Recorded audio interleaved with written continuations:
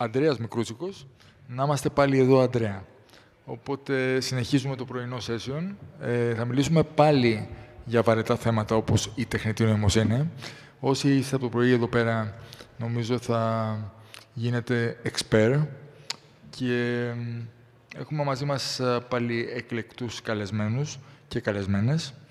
Και επειδή υπάρχει ένα continuity, θα δούμε σήμερα, θα ξεκινήσουμε με την Κλειό, που είναι δίπλα μου. Η κυρία Σγουροπούλου, λοιπόν, είναι καθηγήτρια του Πανεπιστημίου Δυτικής Αττικής, μέλος του Διοικητικού Συμβουλίου ΕΔΙΤΕ, εκπρόσωπος παδά στην ΕΛΑΚ και founder UNIWA, το πω καλά, AI Innovation Hub.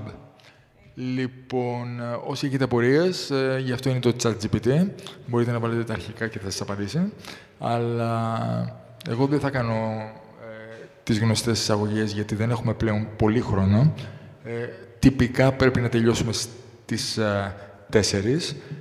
Δεν ξέρω αν θα μπουν μέσα να μας σηκώσουν για να μας διώξουν, αλλά θα βάλουμε πλάτη και θα μπορέσουμε να ολοκληρώσουμε την συζήτησή μας. Να ξέρετε επίσης ότι για κάποιο λόγο τεχνικό, όσοι φίλοι σας τους ρωτήσατε, μας είδατε, λέγαμε φοβερά πράγματα. Αυτή η αίθουσα δεν έχει live streaming. Οπότε, ό,τι λέμε τώρα θα το δουν μεταχρονολογημένα και θα πάρουν και τα αντίστοιχα CPs σε δεύτερο χρόνο. Οπότε μπορείτε να δείτε τους ομιλητές και τους εαυτούς σας σε μαγνητοσκόπησα. Δεν είπα τη λέξη κονσέρβα. Κλειό, έχεις το λόγο και εντυπωσίασέ μας. Ωραία, νομίζω ακούγομαι. Καλησπέρα σε όλους. Είναι πραγματικά έτσι ένα feeling πολύ σημαντικό που μπορούμε να συναντιόμαστε όλοι οι παίκτες ενός σημαντικού οικοσυστήματος. Έχουμε τη τιμητική μας αυτά τα χρόνια ως το Digital Future, το οποίο και η Ελλάδα περιμένει από όλους εμάς, ο καθένας από τη δική του την πλευρά. Εγώ αυτή τη στιγμή σήμερα εκπροσωπώ έτσι, τα ελληνικά πανεπιστήμια, να σας δώσω μια γεύση του τι κάνουμε, το πώς εμείς από τη δικιά μας την πλευρά οργανωνόμαστε για να μπορέσουμε να ανταποκριθούμε στις προκλήσεις. Βέβαια, εδώ όλο το πάνελ είναι από εξαίρετους συναδέλφους, από εταιρείες, μεγάλους οργανισμούς, οι οποίοι είναι στην άλλη πλευρά, που καλούνται να εφαρμόσουν και να βάλουν σε παραγωγική διαδικασία όλα αυτά τα σημαντικά τα οποία αναπτύσσονται. Άρα, λοιπόν, εγώ είμαι ένα δείγμα έτσι, λίγο διαφορετικό από όλους τους άλλους. Θα προσπαθήσω εν τούτης να σας δώσω τη δική μας την πλευρά των πανεπιστημίων, τα οποία, όπως σας είπα, προσπαθούν να μπουν στο κομμάτι της καινοτομίας, στο κομμάτι της αξιοποίησης της τεχνητής νοημοσύνης και όλα αυτά θα προσπαθήσω να τα κάνω σε 10 λεπτά. Το υποσχέθηκα στον κύριο Δράκο, οπότε θα προσπαθήσω έτσι να σας δώσω μία γρήγορη ιδέα. Τεχνητή νοημοσύνη, λοιπόν, μιλάμε από το πρωί, με πάρα πολύ σημαντικές παρεμβάσεις. Πριν ακούσαμε έτσι, την παρουσίαση της ΕΔΙΤΕ με τις καινούργιες υπερυπολογιστικές μονάδες, τον Άρη και το Δέδαλο που έρχεται, το πώς θα προσπαθήσει να υποστηρίξει όλο το οικοσύστημα.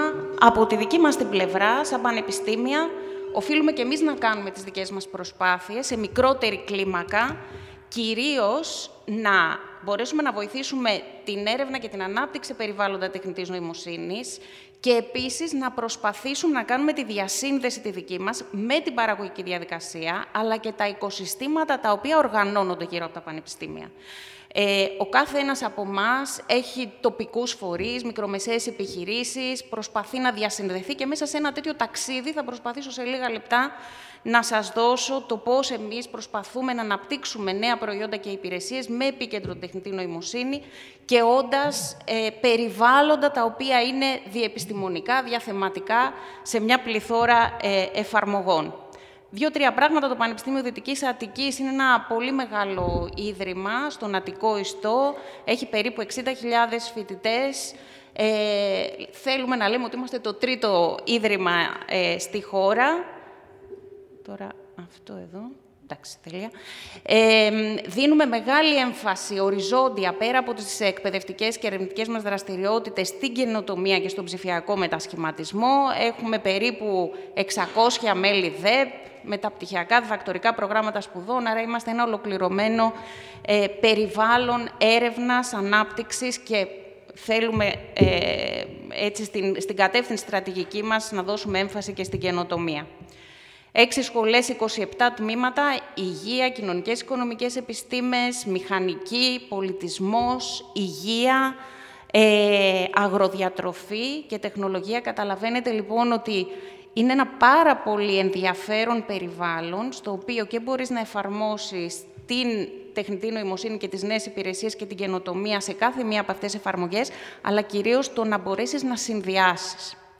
Από το 2020, αξιοποιώντας ευκαιρίες και χρηματοδοτήσεις, οι οποίες γίνονται για να βάλουν τα πανεπιστήμια μέσα σε αυτό το παιχνίδι της καινοτομίας, αξιοποιήσαμε μια πρόσκληση της Περιφέρειας Αττικής και πάνω σε αυτή, δίνοντας έμφαση σε σενάρια τα οποία εμπλέκουν παιδεία έξυπνης εξειδίκευσης της Αττικής, καλύπτουμε πάρα πολλά από αυτά και στη βιώσιμη οικονομία των αναγκών και στη δημιουργική οικονομία και στη γαλάζια οικονομία, να μπορέσουμε να στήσουμε αυτό το περιβάλλον των υποδομών και των υπηρεσιών, ώστε και εμείς να έχουμε τη δική μας μονάδα έρευνας, ανάπτυξης και καινοτομίας μέσα από τον πανεπιστημιακό χώρο.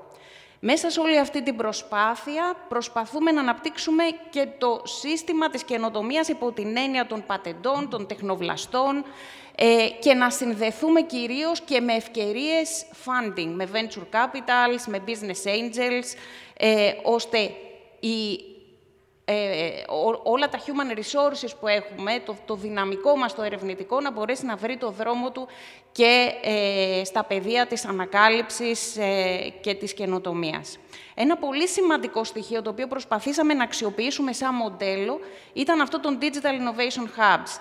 Είδαμε ότι εμείς σαν οικοσύστημα μπορούμε να αναπτύξουμε τις συνιστώσεις και του Test Before Invest, να έχουμε δηλαδή δικές μας υποδομές πάνω στις οποίες να αναπτύσσονται διάφορα use cases σε όλα αυτά τα πεδία που σας ανέφερα.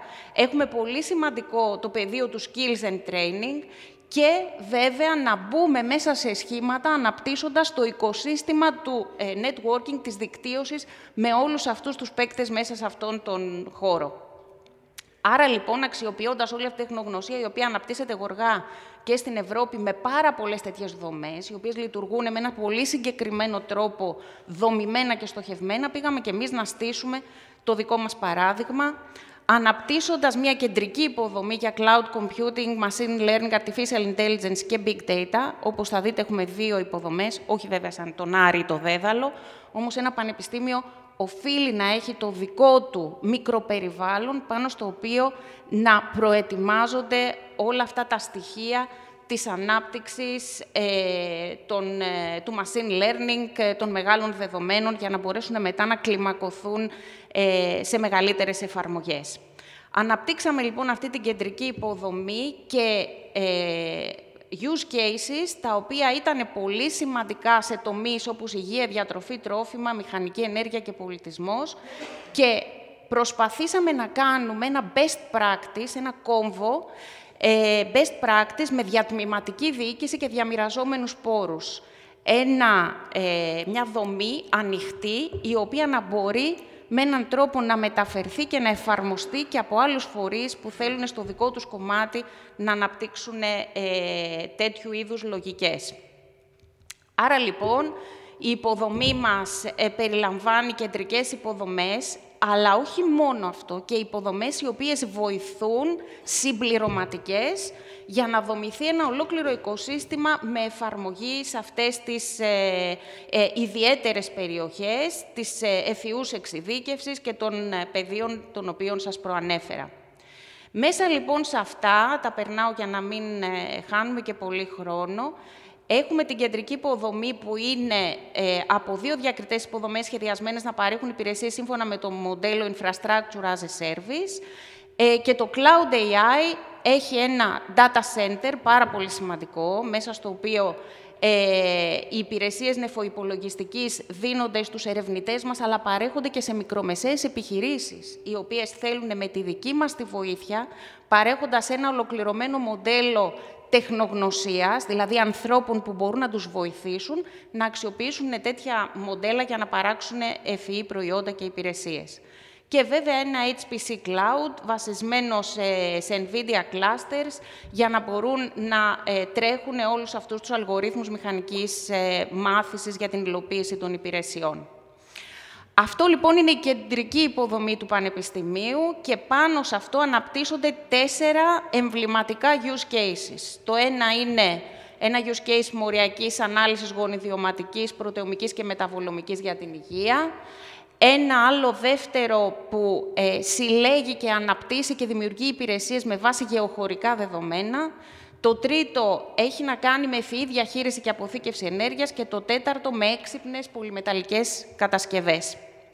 Εδώ είναι κάποιες φωτογραφίες για να δείτε έτσι τις υποδομές μας και τη διαχείριση. Στοχεύουμε λοιπόν στην ορίμανση του δικού μας οικοσυστήματος, ώστε να μπορεί να έχει ένα test bed και ανθρώπους που βοηθούν όλες αυτές τις περιοχές να διατρέξουν ένα ολόκληρο process για να αναπτύξουν τέτοιες υπηρεσίες, αλλά ταυτόχρονα και στη σύνδεση με το εξωτερικό οικοσύστημα, δηλαδή διασύνδεση με άλλους τέτοιους κόμβους που έχουν βασική δομή για να μπορέσουμε να ενισχύσουμε και το εθνικό εγχείρημα. Τι πετύχαμε λοιπόν? Να έχουμε ένα extensible μοντέλο, το AI Innovation Hub, με την κεντρική νεφοϋπολογιστική υποδομή και use cases με πρόσθετες συμπληρωματικές υποδομές που αναπτύσσονται γύρω από αυτό, ένα μοντέλο διατμηματικής ανοιχτής διαχείρισης και διασύνδεση με ένα εξωτερικό οικοσύστημα. Έτσι λοιπόν, εσωτερικά το Πανεπιστήμιο αρχίζει να αναπτύσσει τις δομές καινοτομίας του, να συνδέεται με την κοινωνία και την οικονομία, να παρέχει υπηρεσίες σε διάφορους θεματικούς τομείς, sectoral, με πολύ οργανωμένους τρόπους να δομεί τα use cases και το allocation που γίνεται αξιοποιώντας όλες αυτές τις υποδομές και να παρέχει υπηρεσίες οι οποίες ξεκινάνε από τη βασική υποδομή των υπολογιστικών πόρων, διατρέχοντας πιλωτικές εφαρμογές, επίπεδα MVP, Minimum Viable Product, δοκιμή MVP, πιστοποίηση TRL 5 και TRL 7. Όλες αυτές λοιπόν τις υπηρεσίες μέσα από το πανεπιστημιακό χώρο. Έχουμε λοιπόν αναπτύξει εδώ για την υγεία, αξιοποιώντας και ένα νέο μοριακό αναλυτή του $500,000, το οποίο συνδυάζεται και κάθεται πάνω στην κεντρική υποδομή. Εδώ βλέπετε πώς λειτουργεί το use case για τα ενεργειακά μοντέλα και τις υπηρεσίες. Όλα αυτά έχουν στηθεί και αλληλεπιδρούν στη συλλογή δεδομένων για να δώσουν predictive models και βελτιστοποίηση υπηρεσιών επάνω σε διαχείριση ενέργειας. Ο πολυμεταλλικός μας εκτυπωτής, ο οποίος με AI μοντέλα προσπαθεί να φτιάχνει πολυμεταλλικά κράματα με AI, ώστε να μπορέσει να δίνει σε ένα εξάρτημα συγκεκριμένη αναλογία κραμμάτων για βέλτιστη αντοχή ή για κόστος, βελτιστοποίηση του κόστους.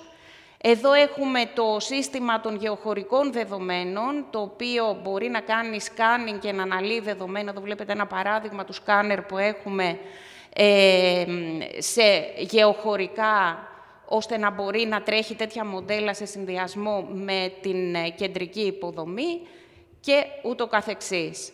Τώρα, πέρα από αυτό, στο εξωτερικό οικοσύστημα, το Πανεπιστήμιο συμμετέχει στο GRDGov Innovation Hub. Έχει συνδεθεί λοιπόν σε εθνικό επίπεδο με αυτόν τον πολύ σημαντικό κόμβο καινοτομίας για την ψηφιακή διακυβέρνηση, σε συνεργασία βέβαια με το ΕΔΙΤΕ και πάρα πολλά πανεπιστήμια και φορείς. Και αυτό είναι ένα πολύ μεγάλο εγχείρημα για να μπορέσουμε να κλιμακώσουμε και να προσδώσουμε υπηρεσίες οι οποίες μπορούν να αξιοποιηθούν και σε εθνικό επίπεδο. Άρα, λοιπόν, ο στόχος μας είναι να μεγαλώνουμε αυτό το οικοσύστημα καινοτομίας και νομίζω ότι αυτό είναι ένα μοντέλο που μπορεί να αξιοποιηθεί από τα πανεπιστήμια και τα ερευνητικά μας ιδρύματα για να συνεισφέρουμε κι εμείς σε όλο αυτό το εθνικό εγχείρημα της τεχνητής νοημοσύνης και των ευφυών υπηρεσιών. Σας ευχαριστώ πάρα πολύ. Νομίζω και ελπίζω να ήμουν σύντομη αρκετά. Ευχαριστώ.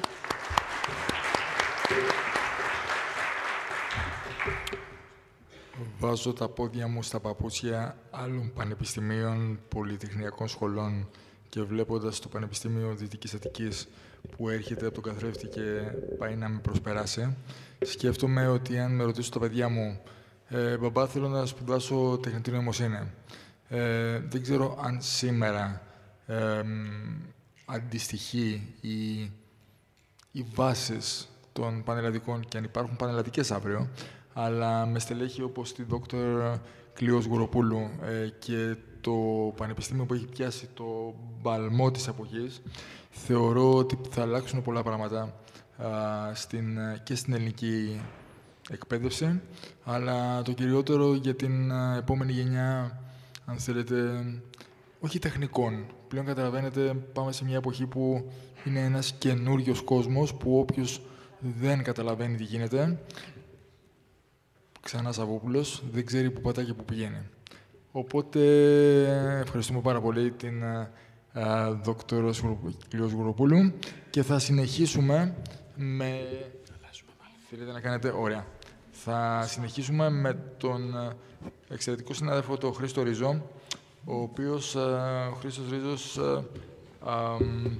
είναι Head of Data Analytics AI Orchestration από την Intracom Telecom και θα μας μιλήσει για pervasive, με την καλή έννοια, AI και data as first-class citizens. Άρα θέλω και εγώ να γίνω πολίτης πρώτης γραμμής. Πώς θα με βοηθήσει, Χρήστο, η τεχνητή νοημοσύνη γι' αυτό?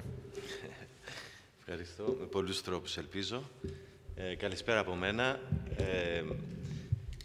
Έχω βάλει έναν ωραίο τίτλο στην παρουσίαση και λίγο έτσι αβανταδόρικο, όπως θα καταλάβατε. Pervasive σημαίνει, έχει και μια αρνητική έννοια, η λέξη. Έχει την έννοια ότι έτσι όπως βλέπουμε τα πράγματα να εξελίσσονται, σε λίγο όποια πέτρα και να σηκώσεις, θα πετάγεται από κάτω μια τεχνητή νοημοσύνη κάτι να κάνει, ή όπως κάποιος μου είπε, θα είναι σαν δυνάμο που θα χώνεται παντού. Σκεφτόμενος πώς να ξεκινήσουμε, έτσι έβαλα μια απλή ερώτηση. Μπορείτε να κλέψετε να δείτε στο ChatGPT τι θα σας πει. Πόσες φορές σήμερα χρησιμοποιούμε αυτή τη στιγμή τεχνητή νοημοσύνη, μάλλον και χωρίς να καταλαβαίνουμε. Έτσι είναι μια καλή ερώτηση. Θα σας δώσω κάποια παραδείγματα. Τα κινητά μας έχουν πολλές εφαρμογές οι οποίες έχουν σωματωμένα τέτοια πράγματα. Τα social media, το email για το spam και πάει λέγοντας. Το πιο ευχάριστο είναι τα recommendations που μας προτείνουν ταινίες, προϊόντα να αγοράσουμε κτλ. Ευχάριστο ναι μεν. Απ' την άλλη, βέβαια, εγώ διαφωνώ πολλές φορές με αυτά που μου προτείνει το Netflix, πρέπει να σας το πω. Έτσι, δεν με έχει καταλάβει καλά, πιστεύω. Κάτι πρέπει να κάνουνε. Και κάποιοι πιο λίγοι ασχολούνται, βάζουν κάποιους αυτοματισμούς στο σπίτι, όλα αυτά είναι από εκεί προέρχονται. Λοιπόν, δεν ξέρω αν κάποιος βρήκε την απάντηση. Δεν τη δίνει το ChatGPT, έτσι, ένα πολύ δύσκολο νούμερο. Οι εκτιμήσεις μιλάνε ένα νούμερο γύρω στα 30, 12. Είναι άγνωστο. Το ότι είναι άγνωστο, λοιπόν, κάτι μας δείχνει ότι έχει αρχίσει να μπαίνει και γίνεται κάτι σαν το ρεύμα που είχε πει και ένας παλιός συναδελφός μου. Θα υπάρχει χωρίς να το καταλαβαίνουμε. Τώρα, υπάρχει όμως και μια ερώτηση. Η ερώτηση είναι τι κάνει αυτά τα συστήματα να λειτουργούν, ποιο είναι το καύσιμό τους. Το καύσιμο είναι τα δεδομένα. Έτσι, τα δεδομένα που όλοι παράγουμε, είτε το θέλουμε είτε όχι. Τα δεδομένα που οι μεγάλοι οργανισμοί μαζεύουν και χρησιμοποιούν. Και χωρίς αυτά δεν γίνεται τίποτα. Το ερώτημα, λοιπόν, που θέτω, ας πούμε, εδώ σε αυτή την παρουσίαση είναι τι κάνουμε με τα δεδομένα μας, τι κάνει ο καθένας μόνος του, αλλά και τι κάνει η κάθε εταιρεία ξεχωριστά. Είναι, νομίζω, το κρίσιμο ερώτημα. Είναι πολύ ωραίο να βλέπουμε τα use cases από πάνω και τι μπορούν να κάνουν, αλλά είναι πολύ πιο ενδιαφέρον να κοιτάει κανείς τι γίνεται από κάτω, πιστεύω. Οπότε, η παρουσίαση έχει να κάνει με αυτά τα δύο πράγματα. Θα πω και το εξής, ότι όλες οι εικόνες που βλέπετε είναι τεχνητής νοημοσύνης που έχω βάλει στην παρουσίαση. Έτσι, δεν έχω φτιάξει τίποτα μόνος μου. Και θα παρατηρήσετε ότι έχουν και ένα παρόμοιο στυλ. Όσοι ασχολούνται λίγο με αυτό, θα καταλάβουν ότι το στυλ που βγαίνει στις φωτογραφίες είναι παρόμοιο. Έτσι. Κάποιος έμπειρος μπορεί και τις αναγνωρίζει σιγά-σιγά. Λέει, αυτή είναι ChatGPT από τον Νταλή, αυτή είναι από εδώ κτλ. Οπότε, λοιπόν, η παρουσίαση είναι για το Pervasive AI, πώς δηλαδή και με έναν τρόπο, χωρίς να το καταλαβαίνουμε, εισχωρεί παντού.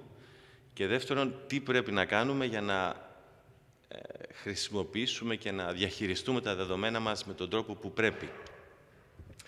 Λοιπόν, γυρνώντας πίσω και στην ερώτηση, είναι τι γίνεται με την τεχνητή νοημοσύνη σήμερα. Μέχρι τώρα είχαμε αυτό, μέχρι πριν ένα χρόνο ίσως, έτσι, είχαμε πάρα πολλές εφαρμογές, οι οποίες μπορεί κάποιος να τις ονομάσει έτσι discriminative AI, δηλαδή ήταν εφαρμογές οι οποίες μπορούσαν να διακρίνουν πράγματα. Τι διακρίνανε? Διακρίνανε, ας πούμε, απάτη στις οικονομικές συναλλαγές. Είναι μια διάκριση εκεί. Μπορούσαν να διακρίνουν από κάμερες πρόσωπα, εγκληματίες, αυτοκίνητα που τρέχουν κτλ. Μπορούσαν να διακρίνουν διαρροές στο νερό, κλοπή στο ρεύμα. Όλα αυτά ήταν διακρίσεις που κάνανε, ή αλλιώς predictions, αλλά στην πράξη ήταν διακρίσεις. Μπορούσαν να κάνουν και λίγο πιο πολύπλοκα πράγματα, να κοιτάνε μεγάλες υποδομές και κρίσιμες και να μπορούν να διακρίνουν αν η συντήρηση θέλει κάτι διαφορετικό, αν πάει καλά κτλ. Και εδώ και ένα χρόνο ήρθε η καταιγίδα και περάσαμε στην εποχή που η τεχνητή νοημοσύνη δεν διακρίνει, αλλά παράγει. Έτσι, παράγει με έναν τρόπο που θεωρείται black box, δηλαδή έχουμε ένα τεράστιο σύστημα εκπαιδευμένο με όσο πιο πολλά δεδομένα υπάρχουν. Έγινε κάτι που δεν το περίμενε η κοινότητα και τα πανεπιστήμια μάλλον, δηλαδή αυτό που αναμέναμε είναι ότι όσο μεγαλώνουν τα μοντέλα να μην βελτιώνονται, να υπάρχει ένα κατόφλι, ένα όριο, δεν συνέβη. Τα δεδομένα όσο μεγαλώνουν βελτιώνονται. Έχουμε την OpenAI να μιλάει για μοντέλα με 3 εκατομμύρια παραμέτρους, έτσι, το οποίο είναι ένα μυθικό νούμερο. Και επίσης έχουμε και κάποια άλλα πράγματα που βλέπουμε, τα οποία είναι πάρα πολύ εντυπωσιακά και ενδιαφέροντα. Βλέπουμε δηλαδή μοντέλα τα οποία προσπαθεί κάποιος να τα εκπαιδεύσει, δεν εκπαιδεύονται, κάποια πράγματα δεν τα κάνουν καλά. Υπάρχει ένα πολύ ωραίο παράδειγμα στο ίντερνετ, να προσπαθούν να μάθουν σε ένα μοντέλο να λύσει κάποια προβλήματα μαθηματικών στο απλά, να μην τα καταφέρνει, που είναι ένα βασικό, ας πούμε, challenge τώρα στην τεχνητή νοημοσύνη. Και κάποιοι το ξεχάσαν και το αφήσαν να τρέχει κάποιες μέρες και του φιντάρανε τα ίδια παραδείγματα και τα λύσε στο τέλος. Άρα, λοιπόν, έχουμε και κάποια φαινόμενα τα οποία είναι και λίγο ιδιαίτερα. Δηλαδή, έχουμε και κάποιες δυνατότητες που έχουν αρχίσει να ενδιαφέρονται, οι οποίες ξεφεύγουν από το αναμενόμενο και μας δείχνουν ότι αυτή η ιστορία, ας πούμε, έχει μέλλον. Έτσι. Να μην ακρηγορώ σε αυτό. Πίσω από όλα αυτά, βέβαια, είναι τα δεδομένα. Και εδώ ισχύει ότι αυτό που λέγαμε οι παλιοί της πληροφορικής, garbage in, garbage out. Έτσι. Άμα τα δεδομένα μας δεν είναι ποιοτικά, τα αποτελέσματα θα είναι εξίσου μη ποιοτικά. Άμα δεν φροντίσουμε για την ασφάλεια των δεδομένων μας και να είναι και compliant και με τους νόμους, θα βρεθούμε προεκπλήξεων σίγουρα, αργά ή γρήγορα. Και το τρίτο, ας πούμε, το accessibility είναι και το πιο απλό. Τίποτα από όλα αυτά δεν είναι απλά όμως. Δεν ξέρω όσοι έχετε παρακολουθήσει την τελευταία εξέλιξη με την Google, φαντάζομαι πολλοί από εσάς την είδατε. Η Google τελευταία, τη βάζω, είναι μια εταιρεία που θαυμάζω, έτσι, δεν θέλω να δημιουργήσω λάθος εντυπώσεις. Θαυμάζω όλες τις εταιρείες του χώρου. Απλώς είναι ένα πολύ εντυπωσιακό παράδειγμα ενός challenge που υπάρχει στον χώρο, του bias. Η Google τελευταία έβγαλε ένα νέο μοντέλο, το Gemini, τέλος πάντων, που έδωσε και τις δυνατότητες για παραγωγή εικόνας. Ένα μοντέλο το οποίο ξόδεψε λεφτά που δεν ξέρουμε πόσα είναι. Έτσι. Και κάποιες απλές δοκιμές, βέβαια, δεν ήταν και τόσο απλές. Κάποιοι προσπαθούσαν να δουν τι κάνει σε περίεργα πράγματα. Προκύψαν αυτά τα τρία ωραία παραδείγματα εδώ. Το πρώτο, για όσους δεν γνωρίζουν, είναι ζητήσαν από το μοντέλο να παράξει τους πατέρες της Αμερικής, τους founding fathers, που είναι αυτοί που φτιάξαν το Σύνταγμα, ουσιαστικά, έτσι. Και τώρα είναι μικρή εικόνα, δεν θα τη δείτε, αλλά μπορείτε να τη δείτε στο ίντερνετ. Υπάρχει ένας μαύρος μέσα, έτσι, το οποίο προφανώς δεν παίζει καλά. Το δεύτερο ήταν μια ερώτηση για να δημιουργήσει εικόνα από στρατιώτες της Γερμανίας του 1940 και βγήκαν κάτι Ασιάτες και κάτι μαύροι, που πάλι δεν παίζει αυτό, προφανώς. Και το τρίτο παράδειγμα είναι, εμένα μου φαίνεται ακόμα πιο αστείο, ζητήσανε να δημιουργήσει εικόνες από γερουσιαστές του 1800 και βγήκαν Ινδιάνοι. Έτσι, μάλλον ήταν όσοι περισσέψανε από αυτούς που ζήσανε. Λοιπόν, αυτό είναι ένα σοβαρό παράδειγμα προβλημάτων που εμφανίζονται στην τεχνητή νοημοσύνη, ειδικά για αυτούς που πάνε να τη βάλουν στην παραγωγή.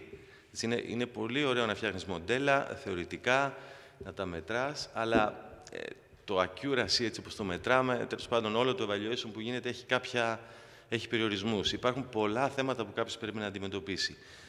Και αυτό που συνέβη με την Google, το μοντέλο το κατέβασε, 3 μέρες μετά, η χρηματιστηριακή της αξία έπεσε 7%. Θυμίζω σε όσους δεν ξέρουν ότι η αξία της είναι, νομίζω, 2-3 εκατομμύρια, οπότε μπορείτε να κάνετε την πράξη. Άρα, οι επιπτώσεις είναι πολύ μεγάλες. Τώρα, πέρα από το bias, υπάρχουν και άλλα προβλήματα. Δεν ξέρω αν μπορείτε να δείτε τις ωραίες εικόνες που δημιούργησε εδώ τον Νταλή. Υπάρχουν προβλήματα σε όποια εφαρμογή πάμε να βγάλουμε. Ας πούμε ότι κάποιος πάει να βγάλει μια εφαρμογή που να βοηθήσει ένα HR τμήμα να προσλαμβάνει. Ακούγεται πάρα πολύ ωραίο. Στην πράξη, άμα τα ιστορικά δεδομένα που του έχουν περάσει είναι όπως υπάρχουν αυτή τη στιγμή, αυτό το σύστημα θα προσλαμβάνει μόνο άντρες. Γιατί στην βιομηχανία της τεχνολογίας, ιστορικά δουλεύουν πιο πολλοί άντρες. Έτσι. Άρα υπάρχει εδώ ένα challenge για fairness ή για ισότητα, πώς να το πω. Πάμε στην ιατρική. Βάζεις ένα σύστημα να κάνει μια διάγνωση. Είναι γνωστό σε όσους ασχολούνται ότι αυτά τα συστήματα είναι για την ώρα black box. Έτσι. Δεν ξέρουμε στην ουσία γιατί επιλέγουν αυτά που επιλέγουν. Άρα εδώ διαφαίνεται το πρόβλημα ότι η εμπιστοσύνη μεταξύ του ασθενή και του γιατρού θα έχει θέμα. Έτσι. Αυτή η λίστα είναι πολύ μεγάλη, δεν θέλω να τα πω όλα. Έχουμε κάμερες στο δρόμο που τραβάνε φωτογραφίες και αναγνωρίζουν πρόσωπα. Έχουν την άδειά μου, όπως περνάω από κάτω. Άμα δεν έχουν, υπάρχει θέμα. Εμένα μου αρέσουν πολύ τα αυτόνομα αυτοκίνητα. Περιμένω πώς και πώς να βγει ένα να το πάρω και να μην ξαναοδηγήσω και να βλέπω ταινίες μες στο αμάξι. Έτσι σας το λέω ξεκάθαρα. Στην πράξη όμως, άμα τρακάρει αυτό το αμάξι, ποιος θα είναι υπεύθυνος? Η εταιρεία που το φτιάξε, εγώ που ήμουν μέσα, ο Δήμος που δίνει σήματα, οι σένσορες. Το accountability, λοιπόν, είναι ένα πολύ μεγάλο θέμα. Τα παραδείγματα είναι άπειρα. Είναι σε κάθε use case, σε κάθε εφαρμογή έχουμε μεγάλα challenges να λύσουμε. Υπάρχει το πολύ ωραίο αυτό που κάνει η Amazon με τα drones που παραδίδουν δέματα στο σπίτι. Έτσι, άμα κάποιος το χακάρει το drone, μπορεί να πάρει το δέμα και αυτό είναι το πιο απλό, μπορεί όμως να το ρίξει σε ένα λεωφορείο που περνάει και να το καταστρέψει. Αυτό μπορεί να θεωρηθεί τρομοκρατική ενέργεια. Έτσι, άρα το security είναι άλλο challenge ακόμα. Διαβάσαμε χθες, νομίζω, ότι κάποια εταιρεία αντικατέστησε περίπου 700 υπαλλήλους στο contact center με ένα AI. Και η ακρίβεια, λέει, είναι καταπληκτική του συστήματος. Έτσι. Νομίζω αυτοί οι 700 άνθρωποι δεν θα συμφωνήσουν. Άρα υπάρχει επίπτωση στο employment. Η επίπτωση, τα δύο τελευταία εγώ τα θεωρώ ίσως και πάρα πολύ σοβαρά. Η επίπτωση στο περιβάλλον. Βλέπουμε τι γίνεται όλοι με το κλίμα και στην Ελλάδα και παντού. Όλα αυτά τα ωραία συστήματα που μας αρέσει να χρησιμοποιούμε καταναλώνουν απίστευτη ποσότητα ενέργειας. Έτσι. Νομίζω και εκτιμώ ότι δεν μπορεί να συνεχιστεί αυτό. Αυτός ο αγώνας σαν arms race που υπάρχει, ποιος θα φτιάξει το μεγαλύτερο μοντέλο, δεν νομίζω ότι είναι βιώσιμος. Έτσι. Πρέπει τα μοντέλα να μικρύνουν αντί να μεγαλώνουν. Πρέπει να καταναλώνουν λιγότερο ρεύμα. Αλλιώς οδηγούμαστε σε μια πορεία η οποία δεν είναι σωστή και ούτε βιώσιμη. Και το τελευταίο, βέβαια, επειδή γίνεται πολλή κουβέντα για το τι θα γίνει σε λίγα χρόνια με το AI, δηλαδή θα είναι οι άνθρωποι χωρίς δουλειά. Σίγουρα, κάποιοι θα είναι, αλλά νομίζω θα χωριστούν και σε δύο κατηγορίες. Στους ανθρώπους που ξέρουν να χρησιμοποιούν τεχνητή νοημοσύνη, και αυτοί θα έχουν δουλειά, και σε αυτούς που δεν ξέρουν να χρησιμοποιούν, και αυτοί δεν θα έχουν δουλειά.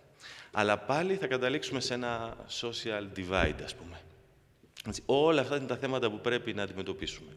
Τώρα, μπορεί ένα πανεπιστήμιο να τα αντιμετωπίσει? Όχι. Μπορεί μια εταιρεία? Όχι. Είναι λοιπόν ένας συλλογικός αγώνας που πρέπει να γίνει. Εμείς ως μια εταιρεία η οποία έχει στο DNA της το engineering κομμάτι, ας το πούμε, είναι γνωστή η Dracom Telecom στην Ελλάδα νομίζω και είναι γνωστή ως μια εταιρεία η οποία το DNA της είναι το engineering και όχι το sales και όχι όλα αυτά. Έτσι. Έχουμε κάνει focus σε 2-3 θέματα τα οποία τα θεωρούμε κρίσιμα και δύσκολα. Το ένα, έχουμε κάνει focus στα data και στην πλατφόρμα των data. Και έχουμε ξεκινήσει κάτι εδώ και χρόνια και είμαστε σε θέση να το λέμε πια και ανοιχτά. Φτιάξαμε εσωτερικά μια πλατφόρμα data για μας, η οποία είναι open source. Αυτό το κάναμε γιατί βλέπαμε και το μεγάλο κόστος που υπάρχει έτσι, για τα data.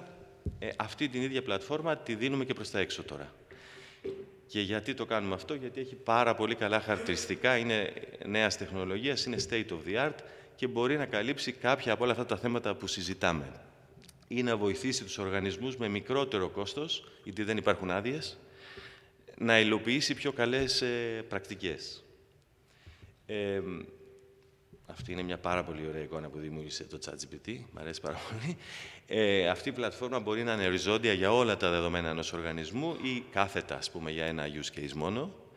Και μπορεί να χρησιμοποιηθεί είτε για να πάνω στο cloud, να τη βάλει κάποιος, πάλι χωρίς licenses, είτε να τη χρησιμοποιήσει on-prem. Είναι ένα εργαλείο που εμείς το έχουμε φτιάξει. Δεν θέλω να κάνω διαφήμιση, γιατί είναι open source, έτσι δεν κάνω διαφήμιση να πουλήσω license αυτή τη στιγμή. Θεωρώ ότι είναι κάτι που έχει αξία. Επιπλέον, έχουμε κάνει focus στην ενέργεια, σε αυτό που σας ανέφερα σαν μεγάλο πρόβλημα και έχουμε φτιάξει συστήματα τεχνητής νοημοσύνης, τα οποία προσπαθούν να μειώσουν την ενέργεια που καταναλώνει η τεχνητή νοημοσύνη. Είναι λίγο αντιφατικό, αλλά όχι μόνο αυτά, την ενέργεια γενικώς στα μεγάλα δίκτυα των τηλεπικοινωνιών και στα data centers. Αυτά είναι συστήματα έξυπνα που έχουμε κάνει, απαιτούν μεγάλη γνώση σε engineering και low-level τεχνικές. Θεωρούσαμε κιόλας ότι είναι κάτι που μπορούμε μόνο εμείς να κάνουμε. Μόνο εμείς. Φυσικά όχι παγκοσμίως, δεν το εννοώ έτσι. Ναι. Έχοντας πετύχει πάρα πολύ ωραία αποτελέσματα, δηλαδή μείωση κατανάλωση ενέργειας 30% σε κάποιες περιπτώσεις σε μεγάλα data centers και στα δίκτυα. Και κάνουμε και άλλες εφαρμογές τεχνητής νοημοσύνης για το customer experience, στους πελάτες, στα δίκτυα. Δύσκολα πράγματα προσπαθούμε να κάνουμε. Και θα κλείσω εδώ την κουβέντα και με ένα παράδειγμα που, ας πούμε, τα μαζεύει όλα αυτά μαζί, θεωρώ. Για όσους με γνωρίζουν, είμαι και μουσικός. Είναι μια άλλη ιδιότητά μου και παίζω σε μεγάλες ορχήστρες. Σκέφτηκα στο παρελθόν και έκανα μια παρομοίωση, ας πούμε, πώς αυτά τα δύο ταιριάζουν. Και σκέφτηκα το εξής, λοιπόν, και θέλω να μοιραστώ μαζί σας. Εμείς στην ορχήστρα, λοιπόν, πότε παίρνουμε καινούρια μέλη. Τα καινούργια μέλη, για να τα πάρουμε, κοιτάμε καταρχάς αν παίζουν καλή μουσική, έτσι προφανώς. Αυτό είναι το αντικείμενό μας. Αλλά δεν είναι μόνο αυτό. Αν έρθει κάποιος που έχει κακό χαρακτήρα, δεν παίζει. Αν έρθει κάποιος που δεν είναι δίκαιος, δεν παίζει. Τελικά, λοιπόν, για να ταιριάξει κάποιος σε ένα οικοσύστημα, πρέπει να έχει και άλλα χαρακτηριστικά. Αυτό το θεωρώ ότι ταιριάζει πάρα πολύ ωραία με την τεχνητή νοημοσύνη, που για να βγάλεις ένα σύστημα στην παραγωγή δεν φτάνει μόνο να παίζει καλή μουσική, δηλαδή να έχει καλό accuracy. Πρέπει να κοιτάξεις πάρα πολλά άλλα πράγματα. Να παίζει καλά με τους υπόλοιπους, να είναι δίκαιο και να έχει όλα αυτά τα χαρακτηριστικά που ανέφερα πριν. Σας ευχαριστώ πολύ.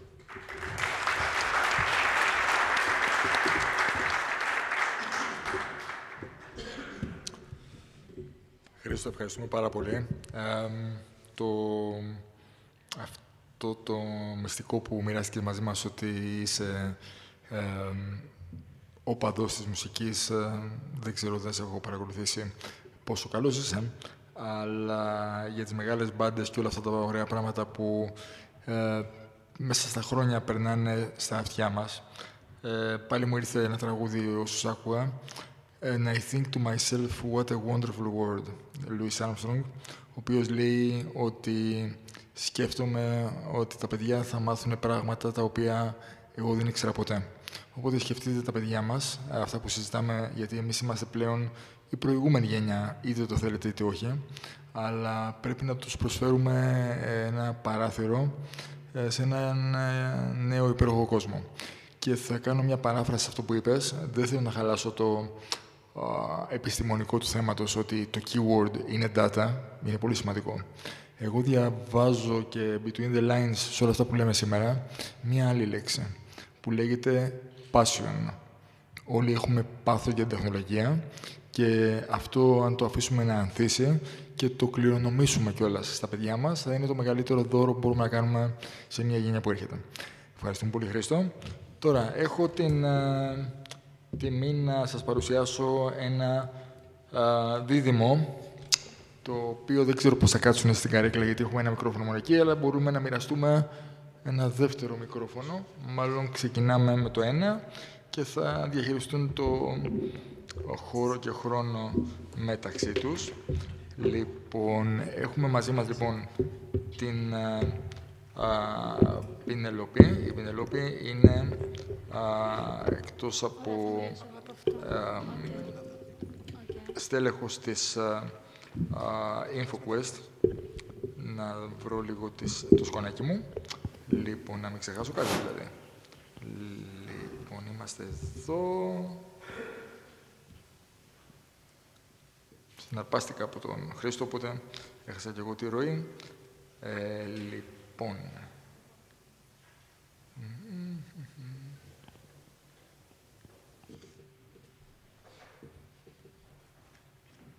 Δώστε μου μισό λεπτάκι. Φύγαμε. Λοιπόν, η Πινελόπη, λοιπόν, είναι... Το βρήκα. Product Manager της InfoQuest Technologies και θα μας μιλήσει για το offering της InfoQuest για το υπέροχο αυτό product που λέγεται τεχνητή νοημοσύνη. Πινελόπη. Ακούγομαι, τέλεια. Θα ήθελα και εγώ με τη σειρά μου σήμερα να σας ευχαριστήσω για την πρόσκληση αυτό ή την τόσο ενδιαφέρουσα ενότητα του 26ου ICT Forum στην Ελλάδα.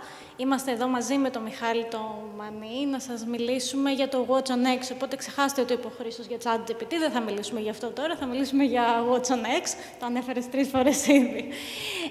Η InfoQuest μετρά 40 και πλέον χρόνια στο χώρο, σηματοδοτώντας, θα έλεγα, με την ίδρυσή της, την έναρξη της πληροφορικής στην Ελλάδα. Αν κάτι έχει μείνει σταθερό και αναλύωτο, είναι το όραμά μας να φέρνουμε τις τεχνολογίες του αύριο στην Ελλάδα του σήμερα και αυτό έχουμε ως σκοπό να δίνουμε προστιθέμενη αξία σε κάθε ελληνική επιχείρηση. Στο πλαίσιο αυτό, τον περασμένο μόλις Ιούλιο, δεν έχει συμπληρωθεί ούτε ένας χρόνος, συμμετείχαμε στην παρουσίαση του Watch on X από την IBM, ενός νέου και πολύ πρωτοποριακού λογισμικού, μιας πλατφόρμας τεχνητής νοημοσύνης που σε τίποτα δεν θύμιζε το ChatGPT που αναφέρθηκε προηγουμένως, καθώς απευθύνεται σε επιχειρήσεις, έχει επιχειρησιακά μοντέλα και θα θέλαμε σήμερα στο συγκεκριμένο slot, θέλω να δώσω περισσότερο χρόνο στο Μιχάλη να σας μιλήσει γι' αυτό, να σας ταξιδέψουμε στο χώρο της τεχνητής νοημοσύνης με τη σύγχρονη ματιά που έχει δώσει σε αυτόν η IBM. Οπότε, Μιχάλη, ο λόγος σε σένα. Καλησπέρα και από μένα. Ευχαριστώ για την εισαγωγή, Πινελόπη. Οπότε, τι γίνεται τώρα. Είμαστε σε ένα νέο έρα, το οποίο έχει φέρει την τεχνητή νοημοσύνη από εκεί που την είχαμε κάπως τα τελευταία χρόνια σαν κάτι μυστικιστικό, πλέον να είναι κάτι το οποίο χρησιμοποιούμε στην καθημερινότητά μας. Το χρησιμοποιούσαμε, απλά δεν το είχαμε αντιληφθεί. Και στην καρδιά αυτής της εξέλιξης είναι το Generative AI. Οπότε βλέπουμε και άμεσα το impact, και όταν λέω άμεσα εννοώ ότι πέρσι, το 2022, βγήκε μια ανάλυση από την Gartner για την επίδραση στο industry που αφορά μεταξύ άλλων 3 με 4 trillion benefits που έχει στην οικονομία. Επίσης, είδαμε ότι το productivity έχει αυξηθεί κατά 80% και φυσικά, όπως είναι αναμενόμενο, το 80%, εγώ θεωρώ ότι πλέον είναι πολύ μεγαλύτερο, των εταιριών έχει κάνει adapt αυτή την τεχνολογία. Και φυσικά όλοι οι vendors, γιατί ήταν state of the art, όπως προαναφέρθηκε, χρησιμοποιούν Generative AI σε όλα τα software εργαλεία τα οποία έχουν. Και φυσικά αυτή η καταιγίδα, όπως ανέφερε και ο κύριος Ρίζος, έρχεται και ενισχύει όλες τις λύσεις οι οποίες υπάρχουν και σε enterprise επίπεδο, αλλά και σε άλλες λύσεις που αφορούν άμεσα το commercial. Η ερώτηση, θα λέγαμε, για το 1 εκατομμύριο είναι ασφαλές. Ακούσαμε πολλές απόψεις. Γενικά, σαν άνθρωποι, έχουμε πάντα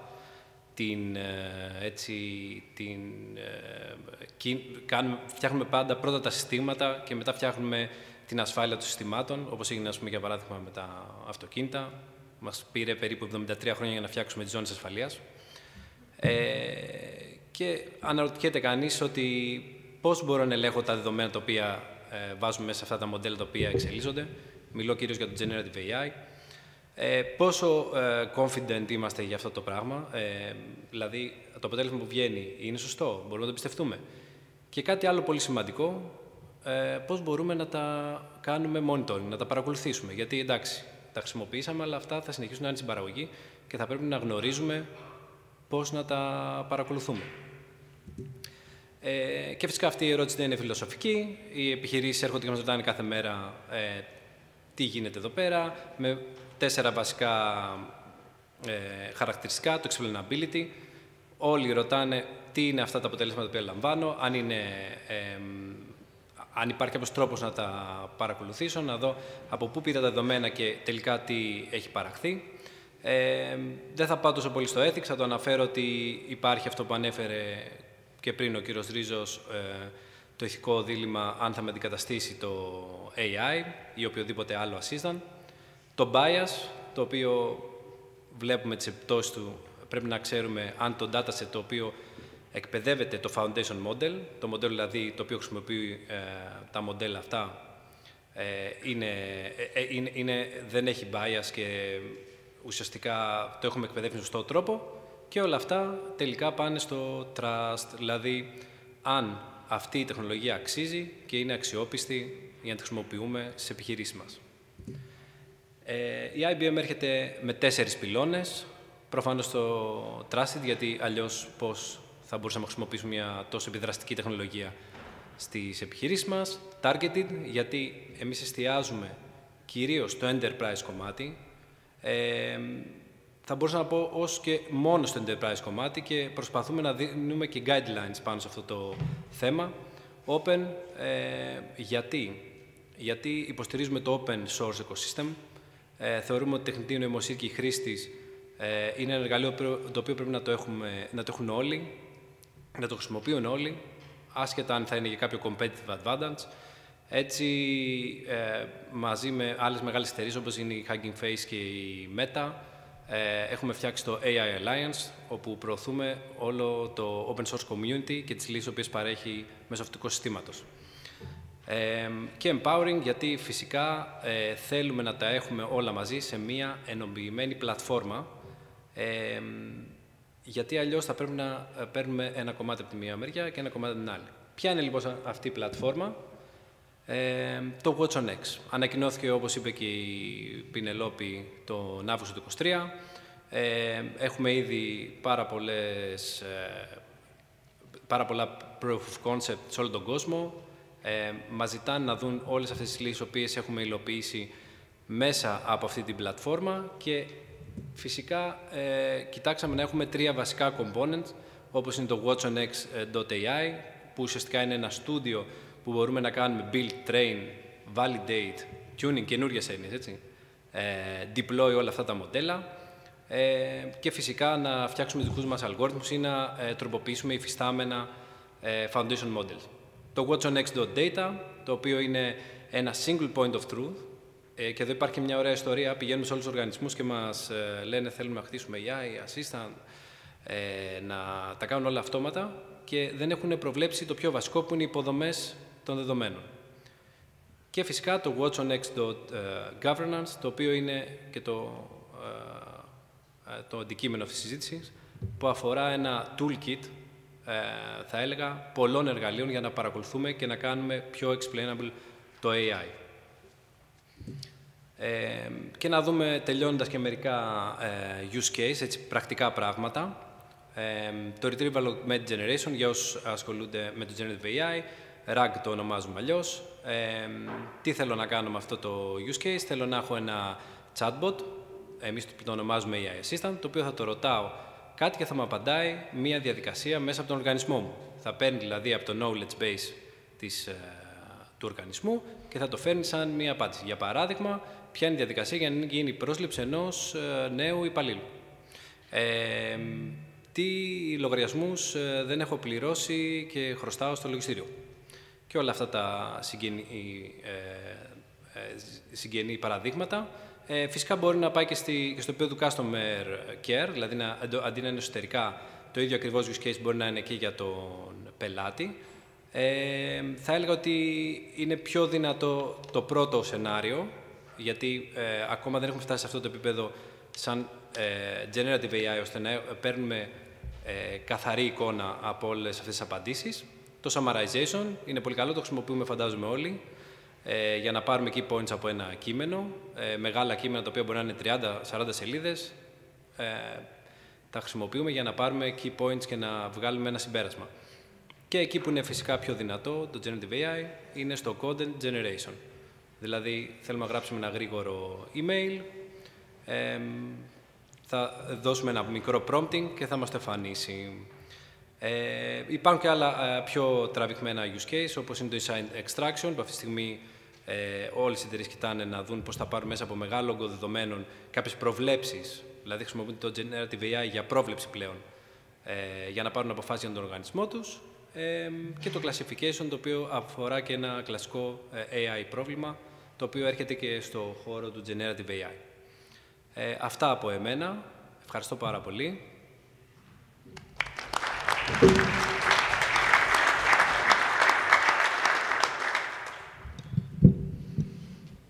Ευχαριστούμε.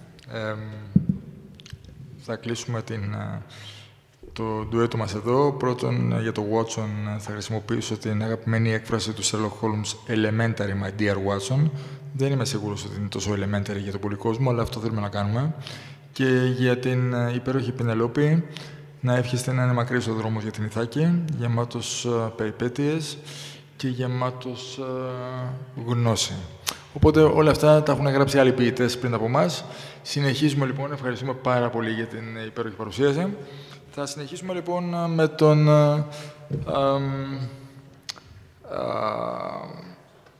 άνθρωπο που μας έβαλε στη ζωή μας το ChatGPT, τον οργανισμό, ο οποίος εκπροσωπείται από τον Παύλο. Ο Παύλος Κιτσανέλης είναι δίπλα μας από την Microsoft και είναι, να διαβάσω σωστά τον τίτλο, δώστε μου μισό λεπτάκι. Λοιπόν, ο Παύλος είναι Διευθυντής Πωλήσεων Δημοσίου Τομέα για Ελλάδα, Κύπρο και Μάλτα από τη Microsoft Ελλάς. Οπότε, Παύλο, έχεις πάρει ήδη τη θέση σου. Ξεκινάμε, θα δω τι θα πω στο τέλος, ανάλογα με αυτό που θα πεις. Και αν βρω και ένα τραγούδι, θα είναι ακόμα πιο κοντά και στον Χρήστο πριν που χαμογελάει και με κοιτάει με νόημα. Η άμμος, Οκ, πήγαμε. Καλησπέρα και από μένα. Ευχαριστώ πολύ για την πρόσκληση. Είναι πολύ ωραία η κουβέντα που γίνεται από πολλές και διαφορετικές πλευρές και είναι χαρά μας που είμαστε εδώ να εξηγήσουμε και τη δική μας θέση και το τι κάνουμε και τι προτείνουμε για τις κυβερνήσεις αλλά και την κοινωνία γενικότερα. Η ατζέντα μας αφορά 4 πολύ συγκεκριμένα πράγματα. Θα μιλήσουμε λίγο για το AI και Generative AI. Θα δούμε πώς εμείς, σαν Microsoft, δίνουμε αξία προς τις κυβερνήσεις και τις κοινωνίες, ποιο είναι το impact, ποιο είναι δηλαδή, τι αποτέλεσμα φέρνει η χρήση του AI στις κυβερνήσεις και τελικά, γιατί εμείς πιστεύουμε ότι σαν εταιρεία, σαν Microsoft, πραγματικά μπορούμε να δημιουργούμε εμπιστοσύνη για τη διαχείριση των δεδομένων προσωπικών ή μη. Λίγο ιστορικά, το AI δεν είναι κάτι καινούριο. Θυμάμαι, εγώ ήμουν φοιτητής πριν αρκετά χρόνια και είχαμε βιβλία για Artificial Intelligence. Υποθέτω ότι περισσότεροι από εσάς που σπουδάσατε πληροφορική ή κάτι συναφές, έχετε ακριβώς αντίστοιχες εμπειρίες. Πέρασαν όμως αρκετές γενιές τεχνολογιών, πιο σύγχρονο το machine learning, deep learning το 2017. Τι έγινε πέρσι, τι έγινε πρακτικά πριν από 16 περίπου μήνες. Έγινε διαθέσιμη στο κοινό μια τεχνολογία, το ChatGPT μέσω της OpenAI, η οποία δίνει τη δυνατότητα να ρωτήσουμε σε φυσική γλώσσα και να πάρουμε περιεχόμενο το οποίο απαντούσε σε αυτή την ερώτηση που κάναμε. Άρα, τι έχουμε? Έχουμε μια τεχνολογία όπου ρωτάμε φυσικά, ένα σύστημα από πίσω, ένα τεράστιο LLM, κατανοεί τι ρωτάμε, πηγαίνει στις πηγές και δημιουργεί ένα περιεχόμενο πίσω. και επιπλέον μπορούμε να δευτερολογήσουμε, να τριτολογήσουμε. Αυτό έγινε άμεσα διαθέσιμο και στον τελευταίο πολίτη αυτού του πλανήτη. Το Generative AI, το ChatGPT, ήταν η τεχνολογία η οποία σε πολύ μικρό χρονικό διάστημα χρησιμοποιήθηκε από πάρα πολύ μεγάλο πληθυσμό. Και έτσι έγινε αυτή η επανάσταση. Τώρα, αν γυρίσουμε λίγο και στο θέμα μας, ποια είναι τα trends που βλέπουμε, ποιες είναι οι περιοχές εκείνες όπου πραγματικά το Gen AI, το Generative AI μπορεί να φέρει αξία. Το πρώτο και βασικότερο είναι να έχουμε νέους τρόπους που μπορούμε να φέρουμε τους ανθρώπους να επικοινωνούν μεταξύ τους. Πιο παραγωγικά, με μεγαλύτερη ενσυναίσθηση και μεγαλύτερα αποτελέσματα. Επίσης το AI μπορεί να μας οδηγήσει σε καλύτερη χρήση, εκμετάλλευση των δεδομένων με πολύ εντυπωσιακά αποτελέσματα. Φέρνει πολλούς αυτοματισμούς. Αυτοματισμούς είχαμε και πρώτου Gen AI, αλλά τώρα τα πράγματα είναι πολύ διαφορετικά. Μπορεί να βοηθήσει στην δημιουργία αποφάσεων πάνω σε πολύ περίπλοκα συστήματα και μπορεί επίσης να μειώσει δραματικά το χρόνο που κάποιες διαδικασίες γίνονται εσωτερικά σε έναν οργανισμό. Γιατί ανεξάρτητα από τις ερωτήσεις που μπορούμε να κάνουμε, μπορούν πίσω να επικοινωνούν αισθήματα μεταξύ τους. Θα δώσω ένα μικρό παράδειγμα. Έχει πολύ μεγάλο ενδιαφέρον αυτό που έκανε το Υπουργείο Ψηφιακής Διακυβέρνησης με το MyGov, σαν ένα πρώτο βήμα, αν θέλετε, εμφάνισης Gen AI στην ελληνική επικράτεια, με πάρα πολύ καλά αποτελέσματα. Και αυτό είναι το πρώτο βήμα. Το πρώτο βήμα τι έλεγε? Μπορώ να ρωτήσω, να πάρω εξειδικευμένες απαντήσεις, να δευτερολογήσω, να τριτολογήσω πάνω σε διαδικασίες. Πώς θα κάνω κάτι όταν εγώ είμαι 1, 2, 3, 4. Είμαι ενήλικας, είμαι άντρας, είμαι γυναίκα και παίρνει πραγματικά πολύ ωραίες απαντήσεις. Το επόμενο βήμα που ήδη παρουσίασε ο Υπουργός την περασμένη εβδομάδα είναι το Action Bot. Πώς εγώ όχι μόνο θα ρωτάω για να μάθω, αλλά θα πράξω. Για παράδειγμα, δώσ' μου στη θηρίδα μου ένα πιστοποιητικό γέννησης. Δεν ξέρω αν έχετε δοκιμάσει να δημιουργήσετε πιστοποιητικό γέννησης, αλλά δεν βγαίνει αυτόματα. Κάνεις login, απαντάς κάποιες ερωτήσεις, συμπληρώνεις κάποια παιδεία και μετά δημιουργείται. Το Action Bot τι λέει? Με το που κάνω εγώ login, ζητάω την υπηρεσία και μου έρχεται πίσω. Ένα πολύ μικρό παράδειγμα πώς στην δική μας ελληνική επικράτεια το AI μπορεί να δώσει κάποιες απαντήσεις. Ωραία όλα αυτά. Το ερώτημα είναι πόσο εγώ μπορώ να ξεκινήσω, γιατί ακούμε για OpenAI, για GenAI, για μεγάλη εξυπνάδα, μεγάλα απολογιστικά συστήματα, αλλά πρέπει να υπάρχει μία αρχή. Και η αρχή για μας, αυτό που εμείς λέμε, είναι ότι όσο περισσότερο χρήση κάνεις cloud τεχνολογιών, τόσο καλύτερα δημιουργείς εκείνη την υποδομή για να μπορέσεις να χρησιμοποιήσεις πολύ αποτελεσματικά Generative AI. Ευτυχώς, τα τελευταία χρόνια στην ελληνική οικονομία, είτε αυτό αφορά το δημόσιο τομέα, είτε αφορά εμπορικές επιχειρήσεις, η χρήση cloud τεχνολογιών αυξάνεται εκθετικά κάθε χρόνο, δημιουργώντας έτσι μια κρίσιμη μάζα δεδομένων που μπορούν να χρησιμοποιηθούν για σενάρια AI. Υπόθηκε και πριν, υπάρχει πολύ μεγάλη κουβέντα παγκοσμίως σχετικά με την εμπιστοσύνη, με το privacy, με το fairness, όπως πολύ σωστά αναφέρθηκε και πριν. Εμείς, σαν Microsoft, δηλώνουμε και αποδεικνύουμε ότι τα δεδομένα είναι δικά μας δεδομένα. Έτσι, όταν κάποιος κάνει χρήση τεχνολογιών Microsoft Gen AI μέσω ChatGPT, τα δεδομένα είναι προστατευμένα και τα δεδομένα του οργανισμού μας, του δικού μας tenant, όπως ονομάζουμε, αφορούν μόνο εμάς και κανέναν άλλον. Ένα χαρακτηριστικό που φέρνουμε σαν Microsoft, εν αντιθέσει με άλλους, αν θέλετε, τεχνολογικούς παρόχους, είναι ότι δουλεύουμε σε δύο περιοχές. Είμαστε σαν εταιρεία πραγματικά πολύ ικανοποιημένοι από το γεγονός ότι για πάρα πολλά χρόνια προσφέρουμε προϊόντα παραγωγικότητας, productivity, όπως το ονομάζουμε, tools. Το πιο βασικό, φαντάζομαι, οι περισσότεροι το χρησιμοποιείτε, σίγουρα όλοι όχι, είναι το Office. Άρα εμείς σαν Microsoft τι λέμε? Λέμε το εξής. Από τη μία πλευρά να χρησιμοποιήσουμε το Gen AI για γενικότερες εφαρμογές, chatbots, action bots, virtual assistants, machine to machine, αλλά από την άλλη να δώσουμε τη δυνατότητα στον κάθε χρήστη που έχει μια πολύ μεγάλη περιουσία, που είναι τα δικά του δεδομένα, να αρχίσει να χρησιμοποιεί για τη δική του παραγωγικότητα Gen AI τεχνολογίες. Εμείς αυτό το ονομάζουμε Copilot. Το Copilot είναι πρακτικά ένας συγκυβερνήτης που βοηθάει τους χρήστες που έχουν Office να πάρουν αξία και να αυξήσουν την παραγωγικότητά τους.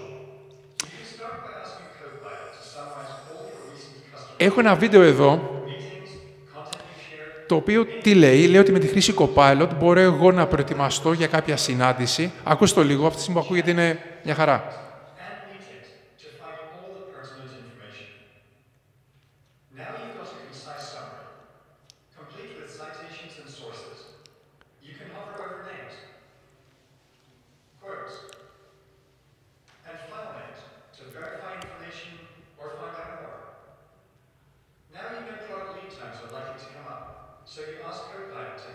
Πρακτικά τον ρωτάει να τον βοηθήσει για την προετοιμασία του επόμενου meeting, κοιτώντας μέσα από τις δικές του επικοινωνίες τα δικά του αρχεία και ό,τι έχει υποθεί πριν. Άρα, πριν τη συνάντηση ακριβώς, έχει ό,τι χρειάζεται για να μπορέσει να είναι αποδοτικός στη συνάντηση που έχει.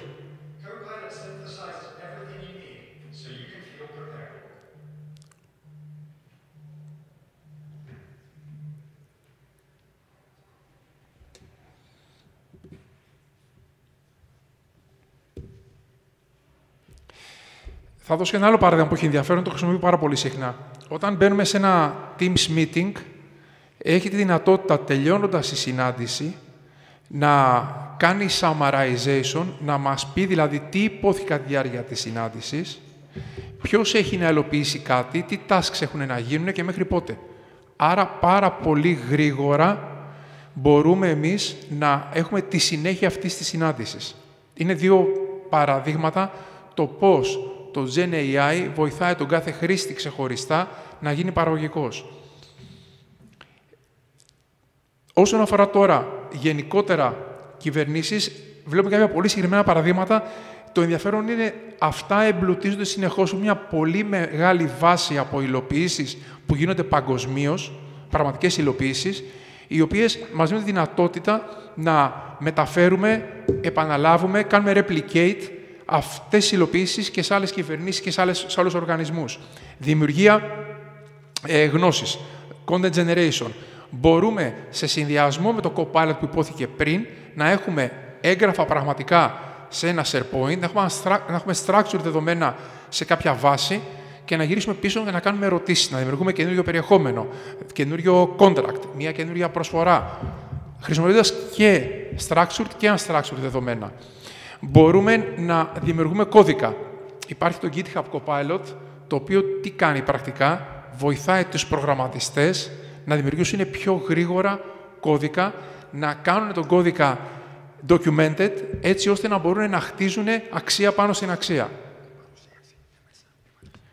Άρα, γενικά, όσον αφορά τη δική μας πορεία και τι βλέπουμε ότι γίνεται με το Gen AI στις κυβερνήσεις, έχουμε innovation σε προγράμματα με νέες εμπειρίες.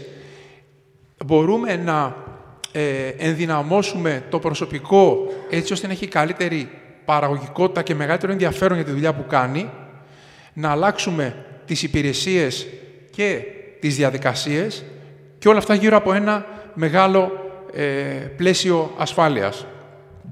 Βλέπουμε κάποιους αναλυτές, τα ίδια λένε, ο χρόνος του 2024 είναι χρόνος AI.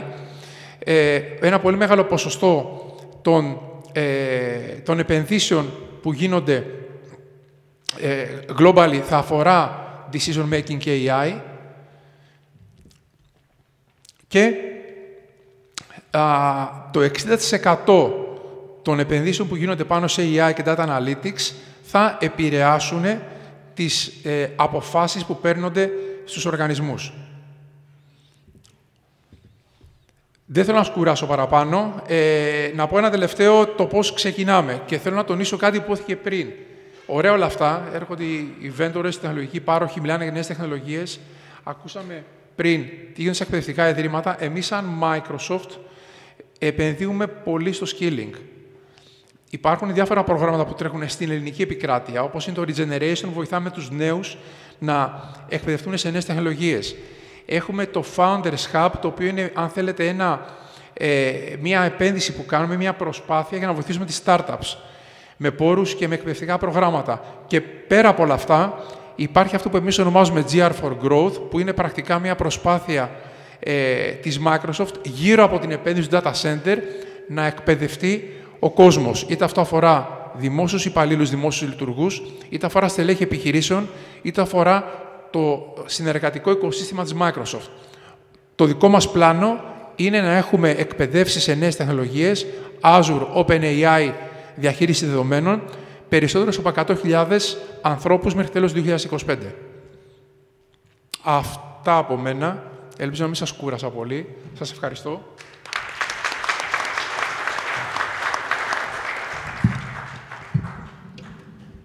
Μέχρι να γίνει η αλλαγή των παρουσιαστών και επειδή έχω μικρόφωνο και επειδή δεν μπορώ να κρατηθώ, δεν θα τραγουδήσω, αλλά θα σας πω στίχους. Θα πάω λίγο πιο πίσω για αυτούς που αγαπάνε κλασικά πράγματα ή θυμούνται τα νιάτα τους. Bob Dylan. Λοιπόν, βλέποντας σας όλους γύρω μας, θεωρώ ότι υπάρχει ένα τραγούδι που λέει «Come gather people around», γιατί έτσι τραγουδούσαν παλιά. Μαζευόντουσαν όπως είμαστε εδώ και υπήρχε ένας που μοιραζόταν τη μουσική του και τα στιχάκια του και λέει το τραγούδι «Admit that the waters around you have grown». Φουσκώσε η θάλασσα. Τα νερά αρχίζουν και γίνονται επικίνδυνα. Και λέει ο ποιητής τραγουδιστής «Accept it that soon you'll be drenched to the bone». Θα βραχείτε. Και συνεχίζει και λέει «It is time to you, if the time to you is worth saving, you better start swimming, or you'll sink like a stone». Φούσκωσε η θάλασσα και αν δεν αρχίσετε να κολυμπάτε, θα βουλιάξετε σαν πέτρα. Και κλείνει, γιατί έτσι λέει το τραγούδι, «For the times they are a-changing». Και θα πάρω μια παράφραση που έκανε στο προηγούμενο Isaac Athens Conference ένας πολύ αγαπητός Hall of Fame Isaac και είπε, το τραγούδι λέγεται «Times are a-changing», αλλά μας είπε «Times are AI changing». Οπότε αρχίζουμε να κολυμπάμε και περνάμε στην επόμενη παρουσίαση, που ο Χρήστος συνεχίζει να χαμογελάει. Εγώ θέλω να σας δώσω μια νότα και αισιοδοξίας και τεχνολογίας. Οπότε μαζί μας έχουμε τον επόμενο παρουσιαστή, ο οποίος είναι ομιλητή, ο οποίος είναι ο Χρήστος Παύλου και είναι R&D Lead and Senior Product Manager, AI Esmeralda Hewlett Packard Enterprise. Και θα μας μιλήσει για προκλήσεις. Οπότε, το κολύμπι εδώ πέρα, όποιος δεν ξέρει κολύμπι, ας αρχίσει να εκπαιδεύεται για να κάνει διάφορες απλωτές. Πάμε, Χρήστο. Καλησπέρα για από μένα. Έχουμε ξεφύγει λίγο και εμείς πρέπει να τελειώσουμε. Έτσι. Οπότε, είμαστε εντάξει. Αν δεν ανοίξει η πόρτα, θα μείνουμε εδώ πέρα μέχρι το βράδυ. Οπότε κάποιος να κλείσει την πόρτα. Ωραία, προσπαθούσα να είμαι πολύ σύντομος. Εγώ θέλω να μιλήσω λίγο για, όπως είπε ο Νίκος, για προκλήσεις και πάνω στη τεχνητή νοημοσύνη, στις εφαρμογές της βασικά. Πολλοί έχουμε εξοικειωθεί τα τελευταία χρόνια με κάποια αποτελέσματα της τεχνητής νοημοσύνης, κάποια μοντέλα τα οποία έχουν αναπτυχθεί. Ωραία, προφανώς το ChatGPT είναι ένα από αυτά, όπου όλοι λίγο πολύ το χρησιμοποιούμε στην καθημερινότητά μας. Ή, ας πούμε, όταν θέλουμε να ψάξουμε στο κινητό μας, να βρούμε φωτογραφίες από σκυλάκια ή παιδιά ή οτιδήποτε, από πίσω τρέχει ένα μοντέλο το οποίο κάνει αυτή την εν τέλει αναζήτηση, να το πούμε έτσι. Ναι, συγγνώμη, ευχαριστώ. Και μας δίνει τα αποτελέσματα που θέλουμε. Όμως αυτό είναι η κορυφή τελικά του παγόβουνου. Για να καταλήξουμε να έχουμε ένα μοντέλο το οποίο έχει την απόδοση που θέλουμε και είναι και επικαιροποιημένο, υπάρχει μια πολύ μεγάλη διαδικασία. Δεν άκουσα καθόλου τον όρο MLOps από τους αγαπητούς συνομιλητές και συνομιλήτριες, το οποίο είναι κάτι πάρα πολύ βασικό στο πώς εν τέλει έχουμε διαδικασίες που οδηγούν από το concept στην υλοποίηση, στην παραγωγή του μοντέλου και όχι μόνο εκεί.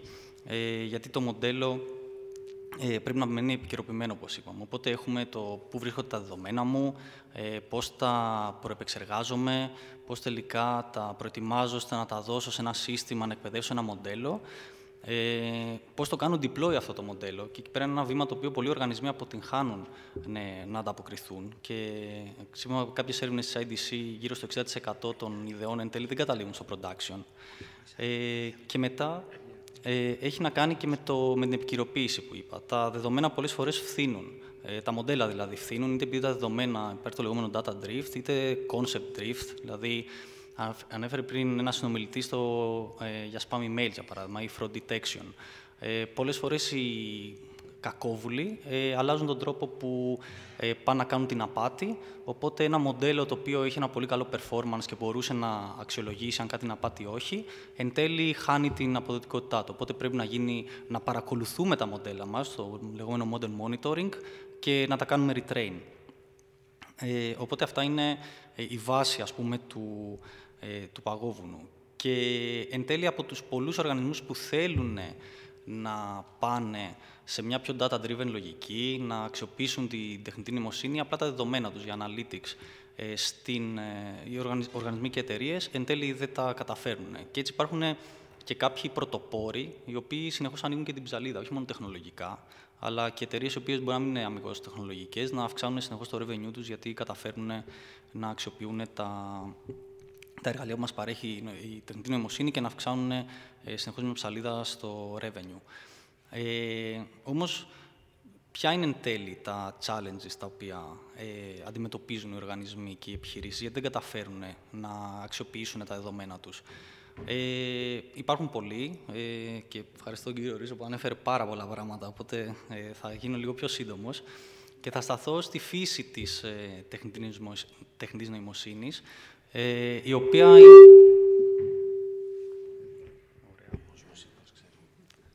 Κάτι έκανα, η οποία είναι εκ φύσεως multi-cloud ή hybrid, αν θέλετε, με την έννοια ότι έχει έρθει στην καθημερινότητά μας η έννοια του edge. Μπορεί να έχω μπορεί μια εταιρεία να έχει κάνει, ας πούμε, μια πολύ μεγάλη επένδυση σε GPUs και να έχει ένα data center στο οποίο εκπαιδεύει μοντέλα, να χρησιμοποιεί το cloud για να τα σερβίρει και να εκμεταλλευτεί όλες τις δυνατότητες που δίνει το cloud σε scale up, scale down. Οπότε και αυτό είναι κάτι το οποίο είναι multi-cloud, δηλαδή έχει πάνω από 2 περιβάλλοντα. Έχουμε δεδομένα τα οποία βρίσκονται σε διάφορες τοποθεσίες, σε διαφορετικά συστήματα. Έχουμε δεδομένα τα οποία δεν μπορούν να φύγουν από συγκεκριμένους γεωγραφικούς τόπους, γιατί πρέπει να υπακούν σε συγκεκριμένους νόμους, όπως στην Ευρώπη υπάρχει το GDPR. Οπότε, εν τέλει, υπάρχει ένα πρόβλημα στα ίδια τα δεδομένα, το πώς τα διαχειριζόμαστε, πώς μπορούμε να τα βλέπουμε όλα και πώς μπορούμε να τα χρησιμοποιήσουμε όλα, ώστε να εξάγουμε τα αποτελέσματα που θέλουμε. Μετά θέλω να μείνω και λίγο στα εργαλεία. Ποια είναι αυτά τα εργαλεία τα οποία θα χρησιμοποιήσουμε για να εκπαιδεύσουμε ένα μοντέλο, να παρακολουθήσουμε την απόδοσή του, ώστε μετά να το κάνουμε retrain και αυτός ο κύκλος να επαναλαμβάνεται ξανά και ξανά. Εκεί πέρα έχουμε συναντήσει μέσα σε οργανισμούς και εταιρείες διαφορετικές ομάδες να χρησιμοποιούν διαφορετικά εργαλεία, το οποίο δημιουργεί silos, δηλαδή έχουμε αποκομμένα περιβάλλοντα που εν τέλει δεν μπορούν ούτε να εντοπίσουν ούτε να μεταφέρουν workloads από το ένα περιβάλλον στο άλλο. Και αυτό είναι λογικό να γίνεται, γιατί διαφορετικά εργαλεία καλύπτουν διαφορετικές ανάγκες, διαφορετικά budget επίσης πολλές φορές, διαφορετικά features. Οπότε υπάρχει ένα πρόβλημα και στο κομμάτι των εργαλείων και στο πώς δημιουργούνται αποκομμένα περιβάλλοντα, ή στο κομμάτι το εν τέλει πάω με ένα περιβάλλον κλειστού κώδικα, το οποίο εν τέλει με περιορίζει και με οδηγεί στο να εντός εισαγωγικών παντρευτώ, ας πούμε, το πάροχο αυτόν και να πορευτώ προς αυτή την κατεύθυνση. Από την άλλη, υπάρχουν και πολλά εργαλεία ανοιχτού κώδικα και εδώ πέρα χαίρομαι που άκουσα και για τα οικοσυστήματα της κυρίας Γουροπούλου και από το Χρήστο το Ρίζο για τον κοινό στόχο που πρέπει να έχουμε, ότι είναι η υπόθεση όλων μας τελικά η τεχνητή νοημοσύνη και πρέπει να αγκαλιάσουμε τέτοιες προσπάθειες. Υπάρχουν τεράστια οικοσυστήματα πίσω από πολλά προγράμματα ανοιχτού κώδικα, τα οποία ασχολούνται με το machine learning, με το πώς εκπαιδεύω μοντέλα, πώς θα παρακολουθώ και πώς θα επανεκπαιδεύω. Οπότε αυτές οι κοινότητες από πίσω πρέπει να στηριχθούν, στηρίζονται ήδη από μεγάλες επιχειρήσεις. Και όπως είπα, είναι ευθύνη όλων μας να κοιτάξουμε προς αυτή την κατεύθυνση και γιατί υπάρχουν ζητήματα, όπως ακούστηκαν, ηθικά ή γενικότερα για το μέλλον της κοινωνίας, αλλά και γιατί πρέπει να παράξουμε τεχνολογία που να είναι ανοιχτή σε όλους, προσιτή σε όλους και να υπάρχει έτσι ένα οικοσύστημα το οποίο υποστηρίζει αυτή την κατεύθυνση. Και τέλος, κλείνοντας, θέλω να πω ότι είναι σημαντικό και σαν χώρα, και είτε μιλάμε για οργανισμούς δημοσίου δικαίου, είτε μιλάμε για επιχειρήσεις, να επενδύσουμε και στο ταλέντο της χώρας και να μπορέσουμε να φτιάξουμε μια τεχνολογική κοινότητα η οποία έχει κόσμο, ο οποίος κάνει contributions σε τέτοια οικοσυστήματα. Μπορούμε να αναπτύξουμε τη δική μας τεχνολογία και χαίρομαι πολύ που έχω βρεθεί σε ένα περιβάλλον στο οποίο είμαστε μια ομάδα η οποία συμμετέχει σε τέτοια οικοσυστήματα, κάνουμε contributions σε ανοιχτού κώδικα, συντηρούμε εργαλεία σε διάφορες κοινότητες και όλα αυτά μπορούμε να τα κάνουμε από την Ελλάδα, την Αθήνα και να παράγουμε τεχνολογία τελευταίας γενιάς. Όλα αυτά μέσα από το R&D branch της HP, το οποίο άνοιξε στην Ελλάδα πέρυσι.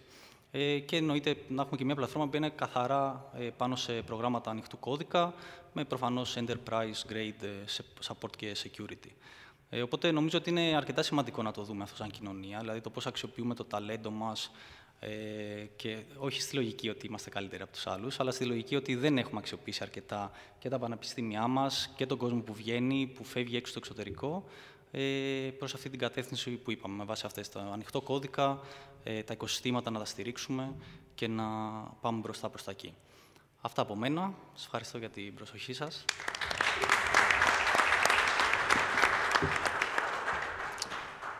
Ευχαριστούμε τον Χρήστο Παύλου και όσο γίνεται το transition στον τελευταίο ομιλητή για σήμερα, το μόνο που μπορώ να σας πω όταν άκουσα την ομιλία του Χρήστου ήταν, θα παραφράσω ένα τραγούδι, επειδή άκουσα για παγόβουνα και για κορυφές παγόβουνων, δεν θα πω «My heart will go on», θα πω «AI will go on». Οπότε, στην επόμενη παρουσίαση, γελάνε από εκεί, αλλά θα δείτε ότι κάποια στιγμή θα αρχίσει το AI να παράγει δικά του τραγούδια και θα αυτοδιαφημίζεται. Λοιπόν, έχουμε μαζί μας τον Νίκο Καραδημήτρη, είναι Sales Director της Ελλάδας, της Μάλτας και της Κύπρου από την εταιρεία Digital Realty. Και επειδή έκανα μια διευκρίνηση, μήπως έχει γίνει κάποιο τάιπο, ναι, δεν είναι reality και θα πω εδώ, γιατί μετά θα με κυνηγάτε αν πω κι άλλο τραγούδι, Back to life, back to reality. Νίκο, ο λόγος σε σένα. Καλησπέρα. Ευχαριστούμε πολύ για την πρόσκληση. Ψάχνω λίγο την παρουσίασή μου εδώ και θέλω μια βοήθεια, γιατί δεν είναι μέσα. Θα τα πεις απ' έξω.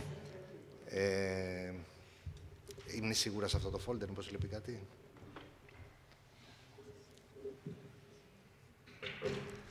Μήπως κλείσατε κάποιο folder πριν και δεν ανοίχτηκε. Είναι μια πρόκληση από το Gen AI, να δούμε αν μπορείς μόνος σου να βρεις που είναι η παρουσίαση. Την κρύψαμε και ή θα χρησιμοποιήσεις εργαλεία ή θα αρχίσεις καπέλα. Στο χώρο των data centers είμαστε μια τεχνολογία που τέμνει οριζόντια τους service providers, τους οργανισμούς και τους πελάτες. Οπότε θα προσπαθήσω να κάνω ένα βήμα προς τα πίσω, από τη σκηνή και από την κουρτίνα, να μπούμε λίγο στο παρασκήνιο. Αντιλαμβανόμαστε το ρόλο μας ως ένα meeting place, όπου ένας τεχνολογικός κολοσσός, ένα service provider, πρέπει να του δώσουμε το χώρο να συνομιλήσει με τους οργανισμούς και μέσα από τη δική μας μετεξέλιξη σαν data center providers, να ακούσουμε τους ρυθμούς της εποχής. Μ' αρέσει που ο Νίκος χρησιμοποιεί στίχους και σε ευχαριστώ πάρα πολύ. Από το επόμενο bonus, αν υπάρξει, θα υπάρξει ποσοστό, δηλαδή, κανονικά.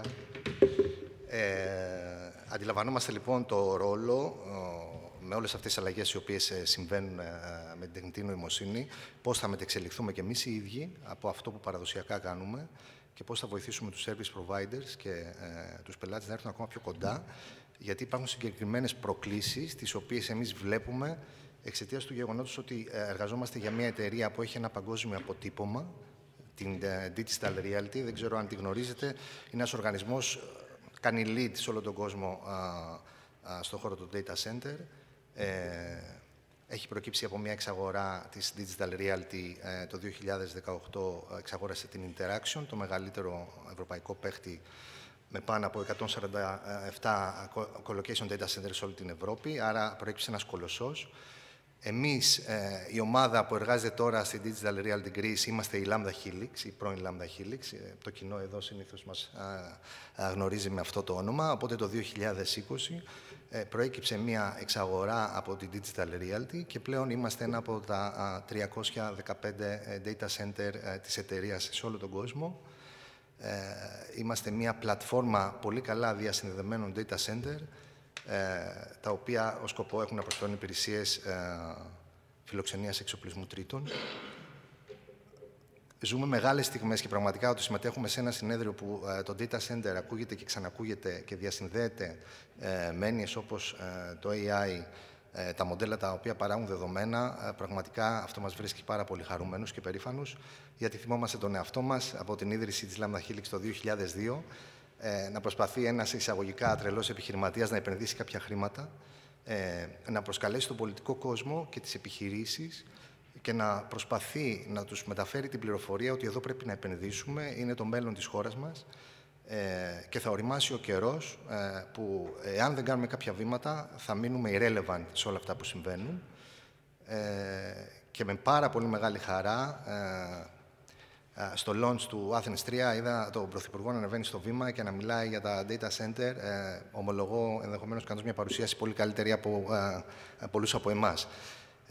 Οπότε, νιώθουμε, ακούγοντας πριν και τους συνομιλητές, να μιλάνε για υποδομές, για τα project Δέδαλος, για HPC projects.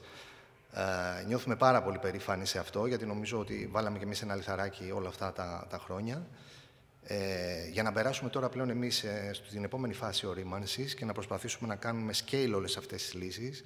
Δηλαδή, για να σας δώσω λίγο το position πλέον το δικό μας ως Digital Realty, η διαφορά είναι ότι όλα αυτά που ακούσαμε περί εγκαταστάσεων κάποιων νησίδων 10, 20, 40, 50, 100 κιλοβάτ, εμείς αυτό που εκπροσωπούμε στην αγορά πλέον είναι πώς θα κάνουμε scale όλο αυτό, γιατί υπάρχει ένα τεράστιο demand το οποίο έρχεται από όλο τον κόσμο και βάζει στο κάδρο την Ελλάδα.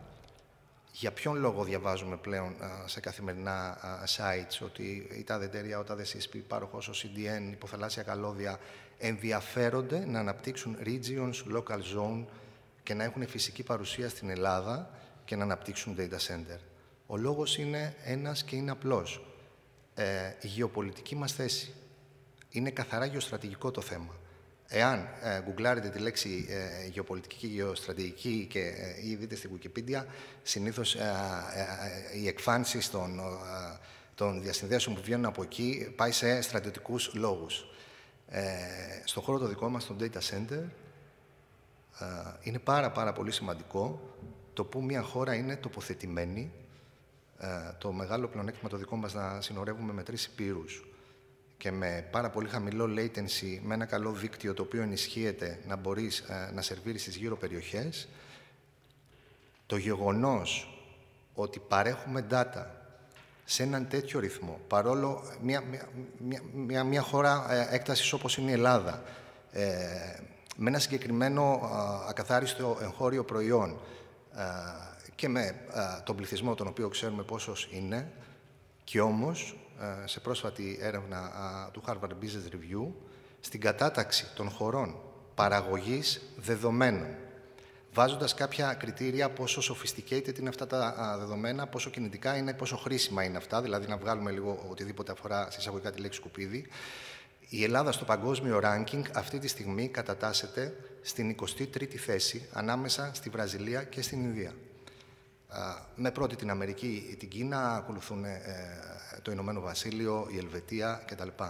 Άρα, αν δούμε το ranking ως ακαθάριστο εθνικό προϊόν, το γνωστό GDP, αφαιρέσουμε το D, το οποίο και βάλουμε στη θέση το data, γιατί έτσι βγαίνει και ο όρος GDP που μετράνε τις χώρες σε σχέση με τα δεδομένα που παράγουν.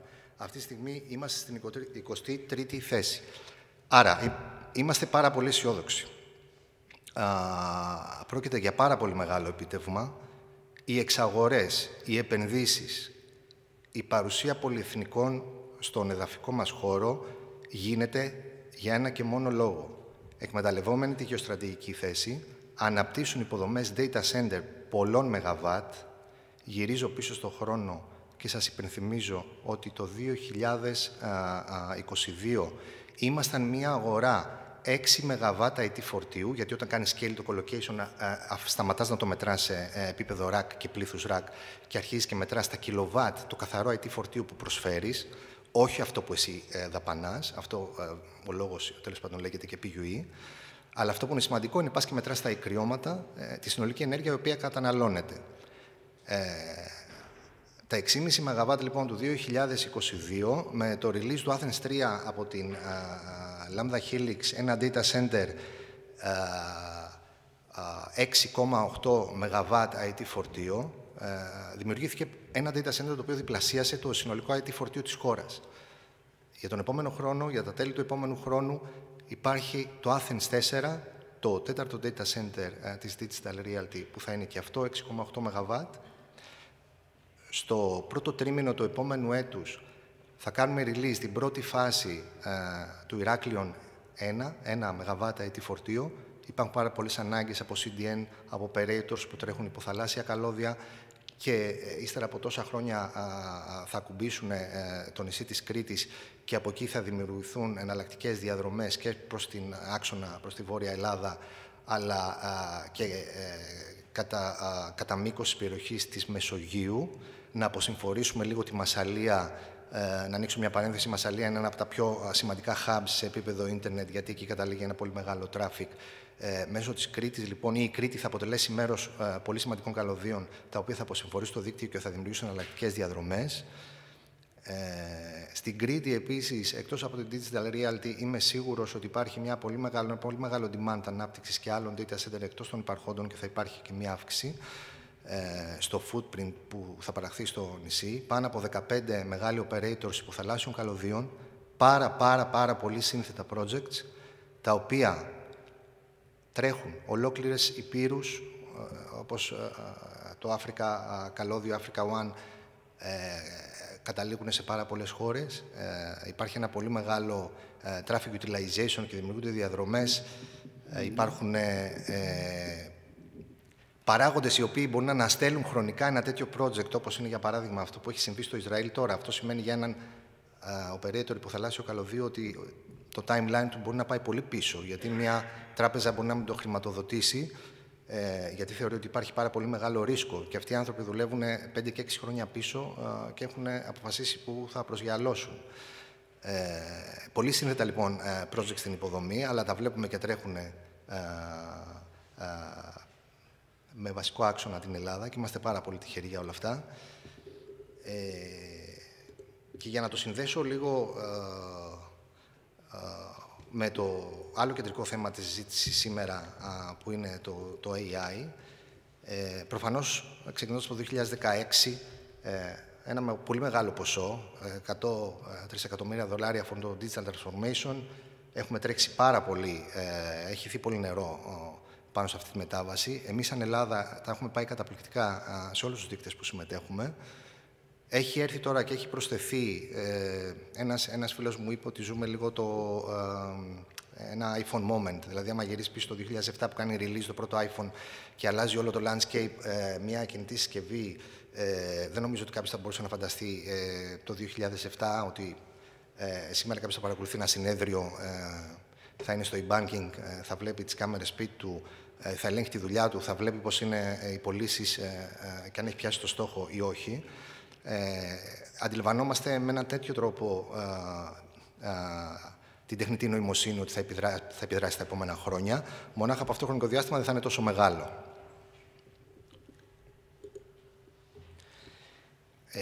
Τώρα, αν μπορώ να είμαι χρήσιμος και να βάλουμε λίγο κάποιο effort, άμα δούμε λίγο σε επίπεδο αρχιτεκτονικό κάποια πράγματα που έχουν σχέση στο πώς θα μετεξελιχθούμε εμείς, παρατηρείτε το εξής πρόβλημα. Όλα αυτά τα γιγαβάτα IT φορτίου που σας περιέγραψα, που βρίσκονται τοποθετημένα σε data center και όλες αυτές οι εγκαταστάσεις που όλοι κάνουμε, δημιουργούν και το AI βοηθάει σε αυτό να παραχθούν με μεγάλο ρυθμό, μεγάλος όγκος δεδομένων, που αυτό δημιουργεί το εξής πρόβλημα. Βλέπεις το μηχανικό ανάλογο της βαρύτητας, το νόμο της παγκόσμιας έλξης δηλαδή, και παίρνεις αυτό το μηχανικό ανάλογο και αντικαθιστάς τη μάζα με τα δεδομένα. Και αυτό που παρατηρούμε εμείς μακροσκοπικά, γιατί εμείς δεν βλέπουμε την τελική εφαρμογή, αλλά βλέπουμε οτιδήποτε αφορά τον όγκο των δεδομένων και το πώς διακινούνται αυτά σε ένα παγκόσμιο δίκτυο που περιλαμβάνει 310 data centers σε όλες τις υπήρους, σε όλες τις χώρες. Άρα από εκεί έχεις κάποια στατιστικά στοιχεία να καταλαβαίνεις σε ποιες γεωγραφικά περιοχές στον κόσμο η διάμετρος που αποτυπώνει, ας το πούμε έτσι, την πυκνότητα των δεδομένων που διακινούνται είναι όσο το δυνατόν μεγαλύτερη. Άρα εκεί είσαι και ψηφιακά σημαντικός, όσο αυτή η διάμετρος μεγαλώνει. Αυτό που έχουμε παρατηρήσει όμως είναι ότι εκεί που παράγονται τα δεδομένα, αυτός ο όγκος μεγαλώνει και έχει την ιδιότητα να τραβάει τις εφαρμογές και τις υπηρεσίες κοντά. Δηλαδή αναπτύσσεται ένα οικοσύστημα κοντά από τα δεδομένα.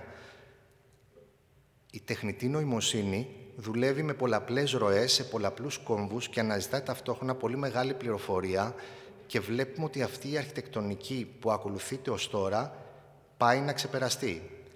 Η αρχιτεκτονική για την οποία αναφέρομαι είναι η αρχιτεκτονική που κάποιος έχει έναν εξοπλισμό σε ένα edge κομμάτι και διασυνδέεται με public cloud φορτία. Έχουμε παρατηρήσει ότι αυτό το πράγμα φτάνει στον κόρο, δεν μπορεί να ξεπεραστεί το data gravity. Δυστυχώς τα φορτία θέλουν να παραμείνουν κοντά στα δεδομένα, ενώ το AI πρεσβεύει ακριβώς το αντίθετο. Θέλει βαθμούς ελευθερίας, θέλει ροές να κινούνται πολύ γρήγορα και στο edge όταν τη ζητάει ο χρήστης να είναι γρήγορα διαθέσιμες, δηλαδή με χαμηλό latency. Το latency, αυτό που λέμε η στέρηση, είναι, ας το πούμε έτσι, ένας πολύ κακός εισαγωγικά παράγοντας για το artificial intelligence.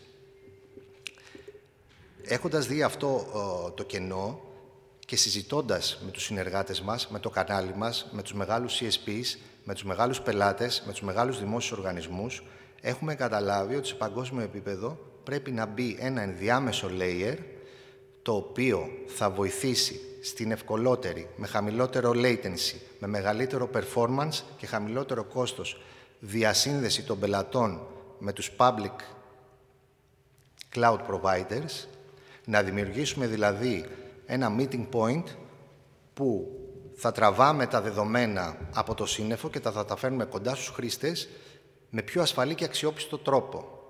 Έχουν γίνει έρευνες που όταν ρωτάς κάποιον που έχει το 76% για παράδειγμα των φορτίων του στα public clouds, τι σκέφτεσαι να κάνεις τους 12 μήνες, τους επόμενους 12 μήνες σε σχέση με το AI, πού σκέφτεσαι να βάλεις αυτά τα φορτία, μόνο το 12% απαντάει θέλω να τα βάλω στο public cloud.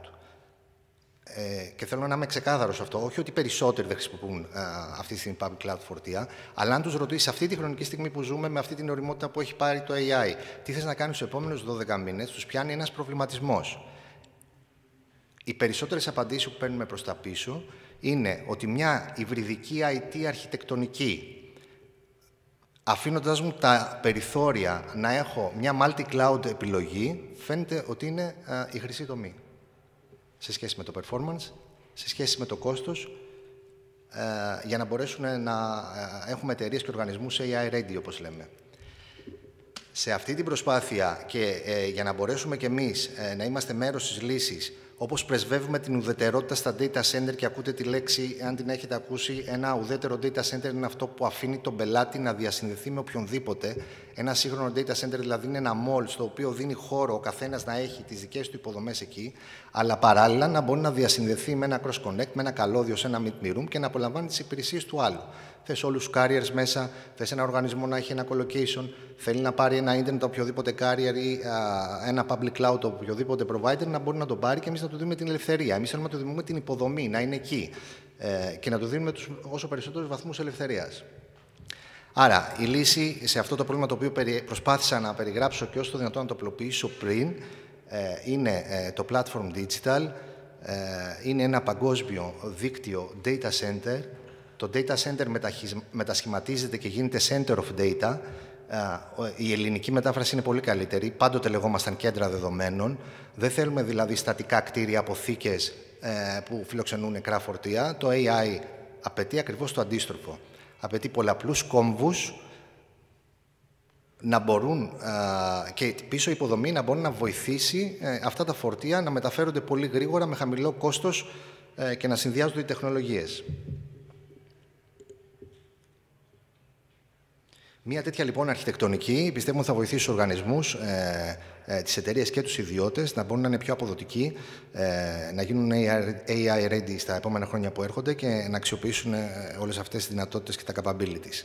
Υπάρχουν challenges. Αφού έχουμε απαντήσει στα 5 βασικά χαρακτηριστικά που θίξαμε σήμερα, που αφορούν την υστέρηση, που αφορούν το ρίσκο που πρέπει να παίρνουν και το complexity που έχει η επιχείρηση, τη χωρητικότητα και τις απαραίτητες χωρητικότητες που πρέπει να έχει κάποιος στο να διασυνδέεται στο platform digital, οπωσδήποτε θα μείνουμε στο sustainability. Ένα data center είναι από την αδειοδότησή του. Είναι ένα real estate. Ένα data center έχει ένα μεγάλο real estate πράγμα.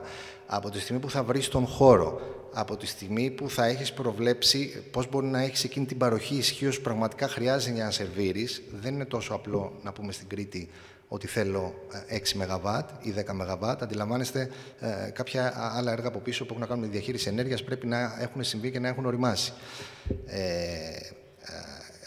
Από την αδειοδότηση που πρέπει να πάρεις για ένα data center και το construction, την κατασκευή του data center είναι μια πάρα πολύ σύνθετη διεργασία, η οποία πρέπει να συμβεί και σε συγκεκριμένα timelines. Γιατί ένα καλώδιο ή ένα CSP ή ένας hyperscaler έχει ένα χρονοδιάγραμμα που λέει εγώ στην Ελλάδα θέλω να ξεκινήσω τότε, εγώ στην Κρήτη θέλω να ξεκινήσω τότε. Άρα πολλά πράγματα πρέπει να συμβούν ταυτόχρονα με αυτά τα ρίσκα και τις αβεβαιότητες που υπάρχουν. Αλλά αυτά είναι ένα challenge και μια πρόκληση που εμείς θα αντιμετωπίζουμε. Η ομάδα είναι πάρα πολύ εμπειρή με τη βοήθεια της παγκόσμιας εταιρείας και κινούμαστε προς αυτή την κατεύθυνση. Πάντα η Ελλάδα να είναι μπροστά, να υπάρχει διαθέσιμη ισχύς, να υπάρχουν χώροι για να φιλοξενούνται φορτία, έτσι ώστε οι επιχειρήσεις να είναι έτοιμες για να αντιμετωπίσουν τις προκλήσεις που σίγουρα θα έρθουν προκλήσεις. Και για να τελειώσω με κάτι, ας το πούμε έτσι, προσωπικό, δεν είναι στίχος. Θα πω το εξής. Αντιλαμβάνομαι και είχα και μια συζήτηση με τον Νίκο σε αυτό. Μήπως λέμε εδώ πέρα κάποια πράγματα που ποιους αφορούν. Ξέρω εγώ, είμαστε ένας κλειστός κύκλος ανθρώπων που βρισκόμαστε σε έναν χώρο που μπορούμε να κατανοούμε κάποιες τεχνολογίες και πάλι με δυσκολία ο ένας με τον άλλον μιλάει και συναναστρέφεται και προσπαθεί να χωνέψει κάποια πράγματα και πιάνει η άποψη του υπόλοιπου κόσμου που απλά μπορεί να τα παρακολουθεί όλα αυτά τα πράγματα, να ακούει AI, να του έρχεται λίγος φόβος, λίγο δεν ξέρω εγώ τι, αμάν τι με βρήκε, τι είναι πάλι τούτο, άλλος να είναι αισιόδοξος, άλλος να είναι απαισιόδοξος κτλ. Είναι χρέος και ευθύνη δική μας να πάμε τα πράγματα όσο πιο καλά, όσο πιο μπροστά γίνεται. Όπως το ξέρετε, πολλοί κόσμος μετά ακολουθεί, γιατί ίσως δεν έχει τη δυνατότητα να έχει όλη αυτή την πληροφόρηση. Ένα είναι σίγουρο, ότι σε πολύ σύντομο χρονικό διάστημα ή θα συνεχίσουμε σαν χώρα να ζούμε αιτιοκρατικά, δηλαδή το αποτέλεσμα να έπεται του αιτίου και να καταλαβαίνουμε τι είναι αυτό που έρχεται, ή αν μείνουμε πίσω, η αιτιοκρατική αντίληψη για τα πράγματα θα ανατραπεί και θα βλέπουμε κάποιες επιπτώσεις χωρίς να καταλαβαίνουμε το αίτιο. Ευχαριστώ πολύ.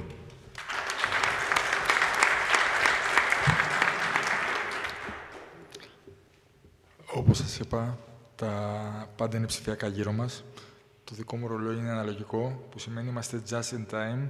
Ναι, δεν είναι 4, αλλά σας βλέπω όλοι που έχετε μείνει και ευχαριστώ πάρα πολύ για την υπομονή σας, ότι μάλλον έχετε μείνει για το τελευταίο στιχάκι τραγούδι που θα κλείσει αυτή την υπέροχη ημέρα.